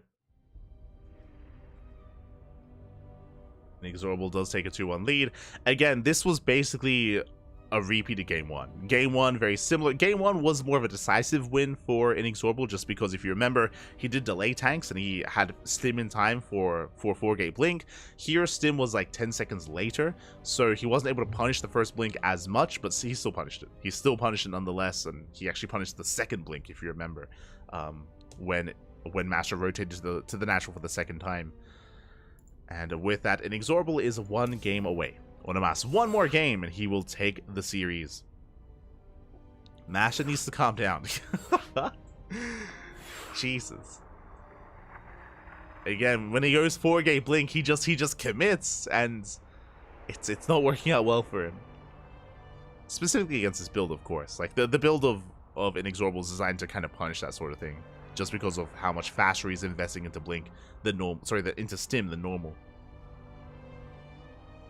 Because of the delayed starport. And here we go, we're getting into Amphion as game 4. Are going to be loading into Amphion.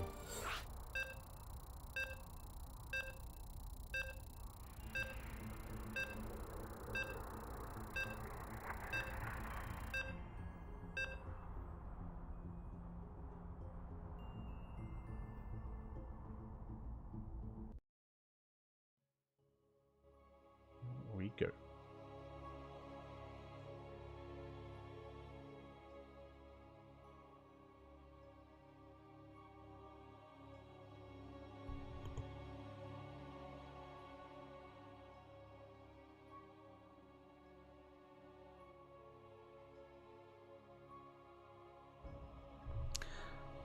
are loading into Apion, a much more unique map as well. I'm curious how our players will approach this.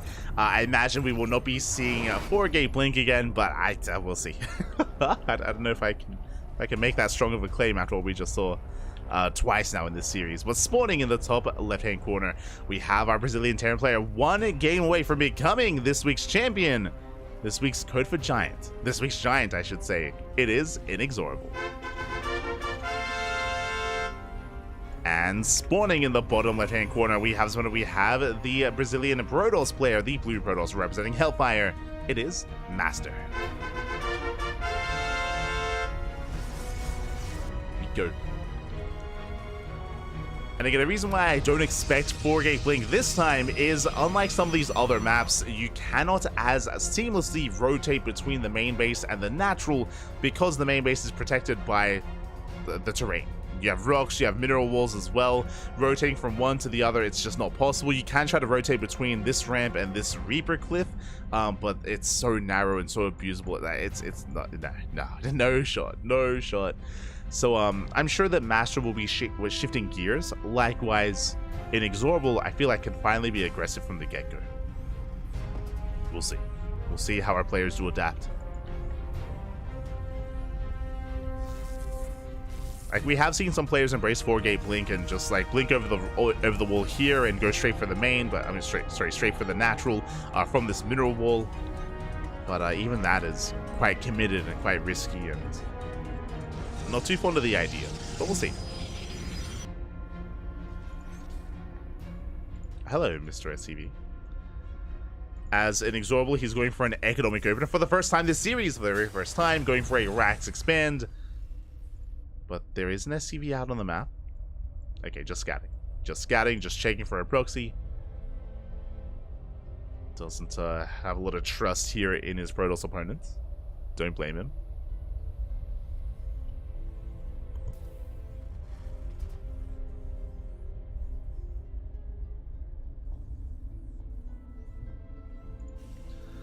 Doesn't have a lot of trust, but he will be backing off.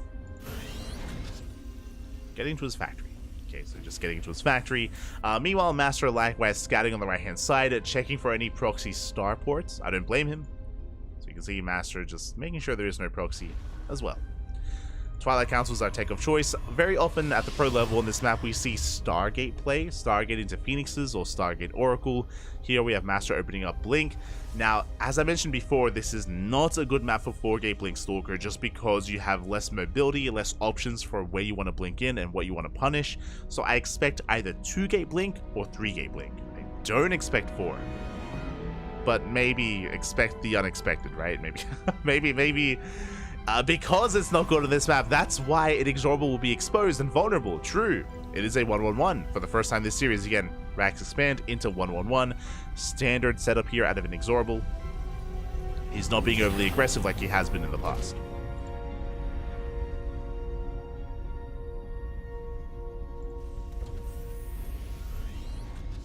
Setting up.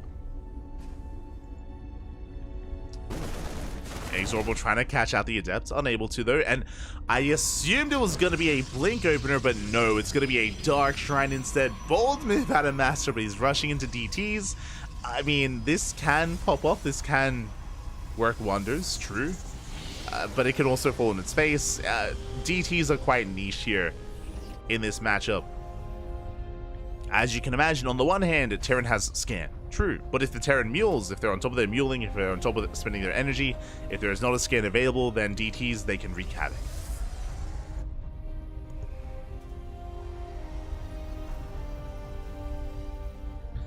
They can end the game, and we've seen that. It was what, like now 2 months ago when we casted Geralt versus Bjorn, and Bjorn just insta-GG'd on Oceanborn when the DTs arrived. Meanwhile, Inexorable's moving out. He's going to be applying some pressure. There's a shield battery, there's an overcharge. Master is set up, and he's ready to warp in those Dark Templar. And back at home, we just muled! He just muled. There is no scan. Army pushes in. There's the overcharge. Inexorable going for the shield battery. Will focus it down. At the same time, DTs are warping in, but they're still not ready. Cyclones are being timed. Oh, they're juggling! He avoids the shot! Oh, he's crazy! does avoid the shots. 2 Stalkers left. Cyclone goes down, and here come the Dark Templar. Ooh, and there is going to be a scan in the main. There is going to be that 1 scan available. Inexorable pulling away. Likewise, it looks like Master does defend. He defends back at home. 4 SCV kills across the map. No eBay, no turrets. But there is a Raven. DT waddles into the main base. Inexorable is getting pulled apart. So many SCVs going down. Too many. 7, oh my god, 8 SCVs.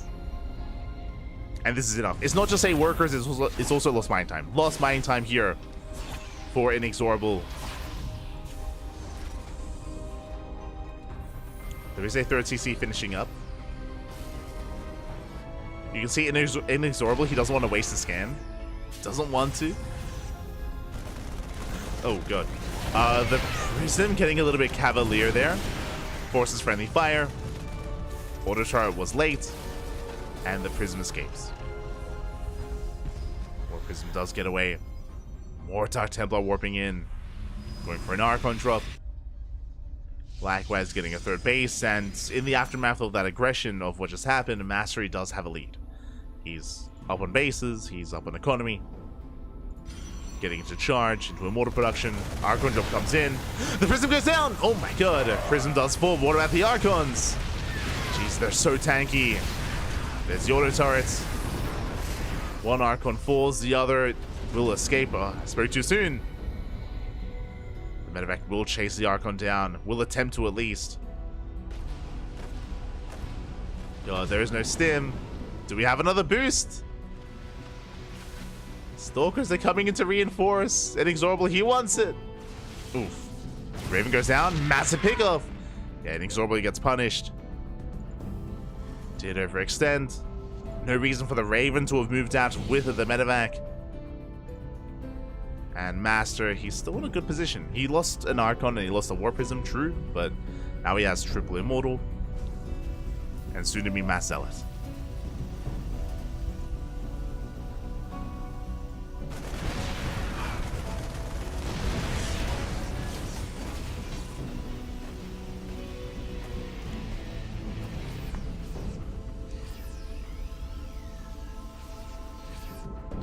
Dust has settled. We can calm things down. Master getting into his bay, getting into robot production, into splash damage.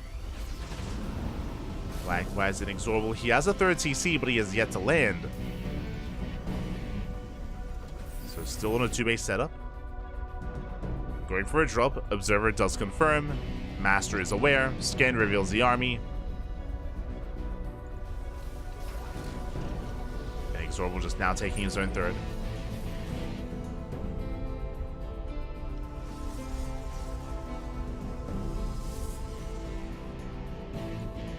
Now taking his 3rd expansion. Drop zips in behind the mineral line, but there are plenty of Stalkers that don't have Blink, but they are ready for this. Army sims in, gets 1 Stalker, doesn't get a 2nd. Just the 1 goes down. Inexorable being forced back.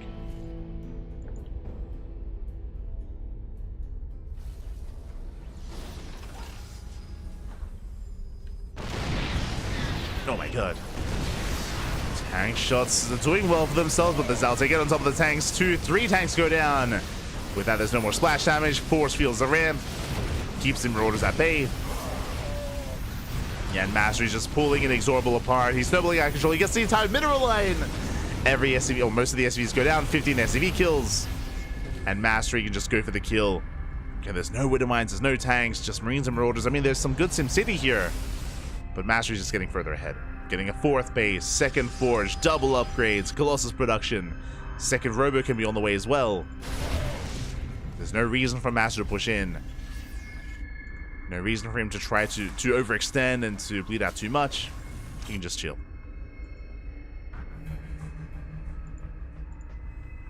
And just pull back and calm down. Scan reveals the 4th base. Inexorable, he now knows just how far behind he is. He's got half the base count of his opponent. And And it's going to be an uphill battle. It's going to be very much so an uphill battle here for Inexorable. Now, if he can somehow catch Master off guard and maybe pick off some of the Colossus before the main fight, catch reinforcements, War Prism will distract. And here comes the main army. Master almost maxed out. Does dive in. Zelts into the main. 6 SCVs go down. Reinforcements as well. He gets a ghost. No shot. Zelts, they're still trading well, by the way. Getting 9 SCVs.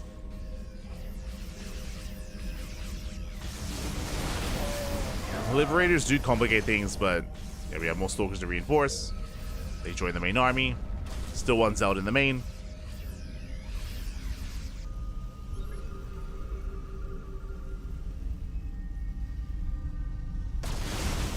Oh my god, and it cashes out another ghost. And he breaks through. Does try to at least. Baiting the army out.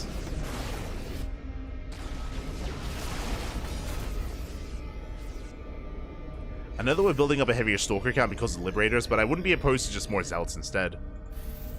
Does need more of a buffer here. Is lacking that. DT's warping in instead. Why not? Master getting another expansion. Getting a 5th. Rotates around. Liberators out of position.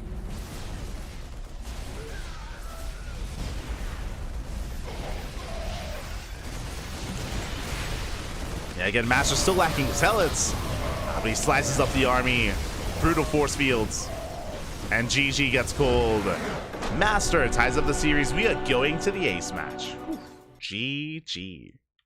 Again, a very strong start for Master. He was in a bit of trouble against the early aggression of Inexorable, but the DT counterattack was brutal. It got so many SCV kills. It delayed mining. It delayed the economy, the production, the tech, everything. Did so much for Master. It did put him in a winning position and did not drop anything from there.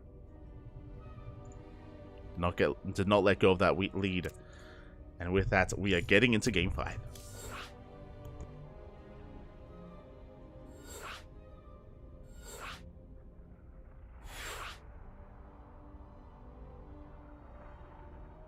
We are getting into game number 5. It's going to be on Side Delta, the final game of the series. Our players are asking for a small break. I don't blame them. Asking for a small break here. So we are going to be going on a short break ourselves. Going to be going on a short break. When we return, our players are going to be ready. I don't blame them. Again, I mean, we're going all the way to game 5. Oh, but it looks like I think we have them. Okay, no, never mind. Yeah, they're asking for 2 minutes. So we'll have a short break here before that final game. Master and Inexorable, they need to breathe. And we'll be back soon. Take this moment to get some snacks, get some water. Be back in a couple of minutes for the final game. See you soon.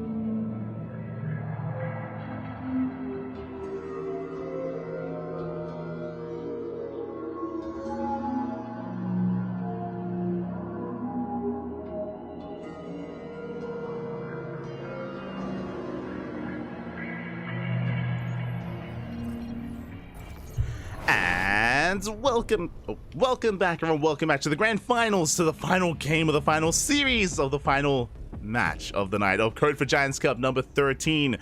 It all ends here. It all ends on Site Delta. And spawning in the bottom right-hand corner of Site Delta, we have the Brazilian Protoss player, the Red Protoss representing Team Hellfire. It is Master. And spawning in the top left-hand corner, we have his opponents. We have the Brazilian Terran, the blue Terran player representing Final Heroes. It is Inexorable. Here we go. Oh my god. We have gone the distance. Now what I will say about this series so far is that it has been very chaotic. It's been very intense. We haven't actually had much mid-game. We haven't seen like proper like 3-base versus 3-base, like a solid economy into like a back and forth mid-game. It's been very decisive early on, whether it's with proxies, whether it's been with cheese, whether it's been with 2-base aggression like 4-gate blink or 2-base 3-1. It's just been, yeah, very aggressive series overall, and I'm curious if we are ever going to get into a more standard back and forth mid game into like a more macro oriented game here. Now we're loading into Site Delta. What I will say about this map is 4-gate blink is a little more commonplace on Site Delta, so that is going to be another option for Master, and it feels like it's Master's go-to. I'll be honest, based on this series so far, it feels like that's what he often does embrace whenever he can, so I'm leaning towards that. I would not be opposed to Inexorable going for, once again, a faster stim build, but for now, Rax Expand, economic opener here on Site Delta. Okay. So it's going to be an economic opener here from Inexorable. Meanwhile, Master was denied the scout, so it looks like maybe Inexorable's going for a faster factory. For all Master knows, anything is possible here behind this Rax. Master is in the dark. Master is in the dark as to what's going on. So far, Inexorable playing this out well.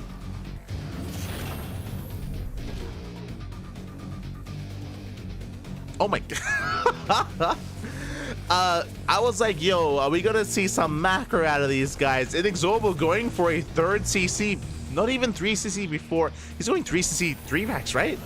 3 CC 3 racks here out of Inexorable. Very greedy play. Yep, there's a 2nd, soon to be a 3rd rack. So it's gonna be 3 CC 3 racks. Bjorn is very fond of this, or Bjorn was very fond of this, maybe like a month ago.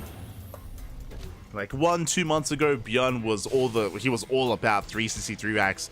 Nowadays, Bjorn has been tempered when it comes to being as greedy as that. He's been often punished for that kind of style, but Inexorable is embracing this. So the way this works here is it is very greedy. That is true. You do leave yourself vulnerable. Master Robo Opener. I like Inexorable's position. A Robo Opener is usually very safe. So if Master felt like there was an all-in, if he felt like there was an all-in coming and he hasn't seen much, but if he feels in danger, a Robo Opener leads into an Immortal, leads into Fast Colossus, leads into a more defensive style. Would you have a Fast Shield Battery? Second, he thinks it's an all-in. He thinks it's an all-in. He's convinced. And now he's about to confirm the bunker. He invests into a 2nd Shield Battery. Massive misread. Massive misread here out of Master. This means that Master, he needs to make a Warp Prism to try to punish. Without a Warp Prism, he's going to be stuck at home, and Inexorable, he will run away with this. There we go. Prism is on the way. Now, this is not ideal. This is not ideal for Master, but it is some way to apply some pressure to try to get some damage done, because Inexorable is running away with it. Now, when it comes to this build, this doesn't actually kick in until he gets his 3rd base saturated. Like, until the 3rd base gets saturated, that's when Inexorable is going to skyrocket ahead in supply. So it takes a while to really get going, but once it does, boy, does it get going. And the Observer will confirm. He gets eyes on the 3rd CC. Now Master, he realizes what's been going on. He's like, god damn it. And he needs to go for some SCV kills. Stalkers are moving out. He's got 4 Stalkers in the Prism. The Bay is on the way for Master.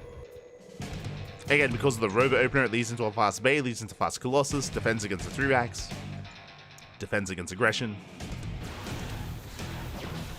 even making this safety Immortal. And Master is still looking for damage. He does get 1 SCV, true. Does get the 1. Could even try to go for some of the add-ons. But nah, in the end, is forced out. There we go. The Observer gets scouted.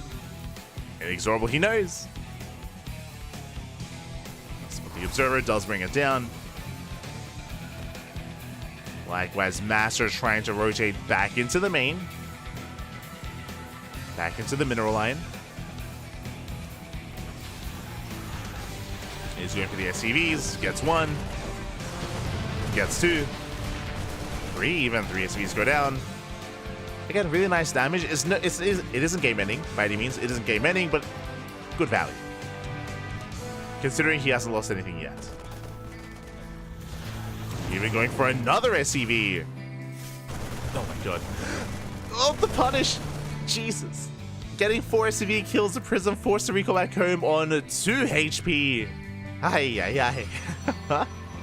War Prism does survive. Third base now being taken for Master. Inexorable does confirm.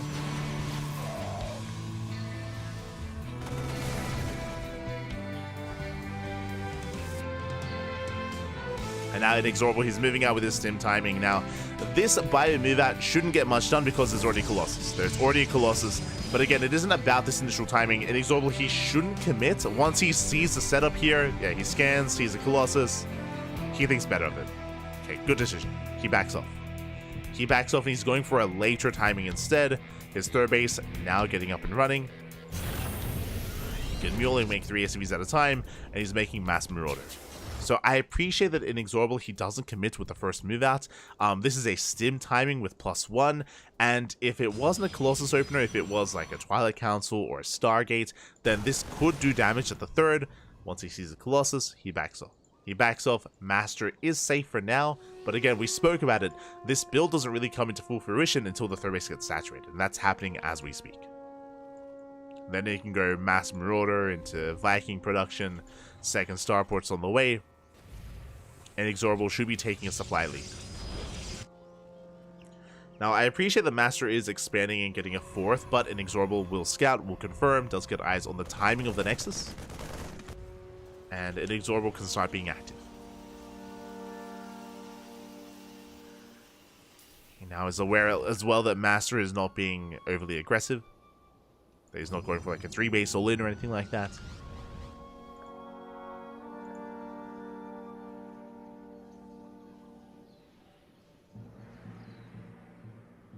Oh, sorry, my apologies. Apparently the in-game volume is...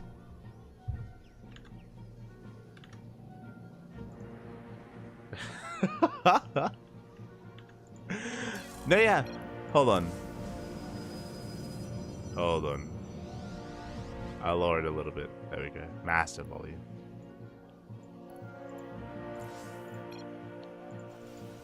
Lowered by 5%.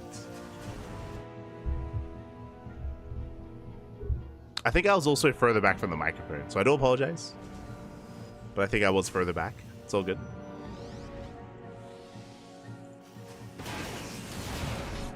I was like casting from back here. God. So good as Master, he's getting his fourth. Second Robo. Oh, sorry, third Robo on the way. Oh my god. Third Robo going triple Disruptor production. Triple Disruptor. And, yeah, we'll see how Inexorable is able to break through this. I mean, Inexorable looks like he's been... There we go. Just now getting into a Ghost production, into more Medivacs. Double Starport is an interesting choice here from Inexorable. I'm not fully in love with it. I mean, he's got a lot of Vikings, which will help initially. But Mastery is so Disruptor heavy now. It's going to be close. Here we go. Inexorable does move out. Master double expanding, going for a fast fifth. And it's on Inexorable to try and punish this. Zealots do meet the main army. Master moving out. EMPs are available. Yeah, the fifth base is denied. Mastery cannot save it. But what about the fourth? There's one shield battery. Disruptors have arrived. Inexorable does confirm. And how well can he split? First Colossus is going to be going down. Never goes off. Doesn't connect. Down to 2 Colossus. Nova up. Oh, the splits. Oh my god. Inexorable. The avoids. Takes out all 3 Colossus. Vikings, they can land. They can try to land on the army. He sims in. Massive EMP. Takes out every single disruptor. Oh my god.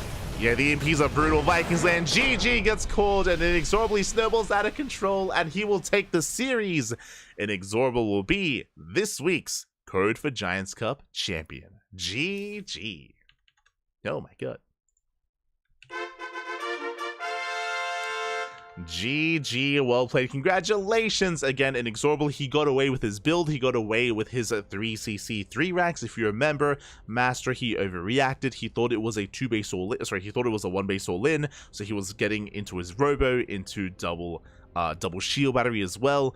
And Master, he did set himself behind a little bit as a result. And we saw, again, Inexorable snowball out of control. Once he got his third base up and running, once he got it fully operational, he was able to just mass him out a massive bio army.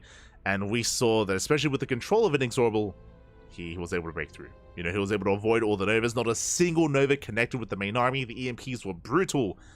And with that, Inexorable takes the series. GG, congratulations. My condolences to Master. Again, it wasn't the first time here tonight, but we have had little players just kind of misread certain situations and react a little bit too hard in the opposite direction and kind of get punished for it as well. Did occur quite a number of times here tonight. Even for Inexorable, if you remember, Inexorable, there was that game on Oceanborn against Eric where he thought Eric was going for a roach all in when Eric was droning the entire time, and similar thing happened where Inexorable got caught with his pants down. GG. Or with his pants up when they didn't need to be.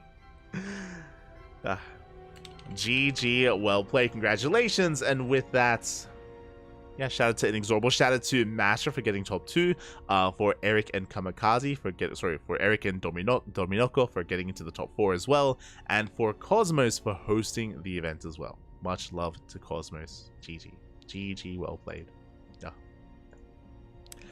And with that, we are going to be wrapping up for the night. It's going to be wrapping up. Again, this is a bi-weekly tournament. Every 2 weeks, we do host the Code for Giants Cup, so do consider tuning in next time or even taking part if you are part of the Brazilian scene, the Brazilian community.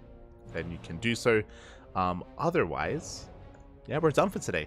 Again, I was going to have a ladder session now, I guess. I was going to cast into a ladder session, but yeah, I might just get some work done instead. There's a lot of VODs to edit and a lot to schedule as well, and I might just take things easy. It's like getting a little bit hot and humid, and I just want to take off the headset. I just God, the room, it's too hot, Pappy. It's too hot. So maybe later tonight. Maybe later tonight I'll have a ladder session. We'll see. We might actually play some Final Fantasy tonight instead, Final Fantasy 14, so one or the other, either some Final Fantasy or like a ladder session. We'll see what we embrace. Otherwise, just going to be going off and working on some social media stuff with the CranKy Ducklings and getting the VODs sorted out as well. That's most likely what I'm going to be up to. Otherwise, thanks so much for watching. Thanks so much for tuning in. Hope you did appreciate the content here. Our next broadcast is going to be tomorrow. What is tomorrow? Tomorrow is the Tenacious Turtle Tussle. We have moved it on over from Mondays, or from Monday mornings to Wednesday mornings, or Thursday, depending on where you are in the world. But tomorrow, in under 24 hours, we're going to be live with the Tenacious Turtle Tussle. Then later on that evening, we'll be live with the podcast, and we'll be going over the patch notes of the upcoming patch. There's a lot to discuss, definitely, when it comes to the patch, when it comes to the maps as well. There's a lot to get into. So yeah, it's exciting times ahead of us here, and there's a lot to go over, at least in the podcast. I look forward to it. Do look forward to it. I myself haven't delved too far into the patch notes themselves. I've kind of glossed over them. I do actually want to have a look at the maps, though. I want to have a look at the maps, and I want to see if there's any... I have heard a lot of criticism about the map pool that was suggested in the PTR, especially by map makers as well. So there's definitely something going on there, and definitely worth discussing. So yeah, we'll see what happens. Otherwise, thanks so much. Thanks so much for watching. Thanks so much for tuning in. We do appreciate the support, and we will head off for the day. Yes, exactly, Nikachu. Too high. Too high. Oh my god. But yeah, GG, well played. And yeah, with that, we'll see you guys tomorrow for tomorrow's broadcast. I might stream later on tonight with some other game. When I say later tonight, I mean like in, I don't know, like 7 hours or something. So I know it's not the best time for people in the Americas, so I do apologize for that. But yeah, it's a lot to get into, a lot to go over. Otherwise, who is streaming? Who is streaming at the moment? Who do we have? Gnocchi. Florencio. Samuel is streaming. Could give some love to Samuel. Find someone. Find someone to send everyone over to. So otherwise, thank you so much for watching. Thank you so much for the support. We'll see you guys tomorrow for our next broadcast on the CranKy Ducklings, or maybe later tonight on my personal channel. I do stream over on light_VIP. I do stream on a semi-regular basis. Basically, whenever I'm not casting here, I might be live over my channel. Big maybe on that one though, just because I'm often doing other things off stream, like editing VODs or scheduling VODs or working on social media and all that stuff with CranKy Ducklings, as there's a lot to go through. There's a lot of work to do. But otherwise, thanks so much. Thank you so much. Speaking of, you can follow us on Twitter, Facebook, Instagram, YouTube, and Discord, all things CranKy Ducklings. Likewise, you can support us on Patreon if you wish as well. Otherwise, we'll see you guys tomorrow. Until then, thank you so much. Hasta luego. Ciao, papi, ciao. Hasta luego.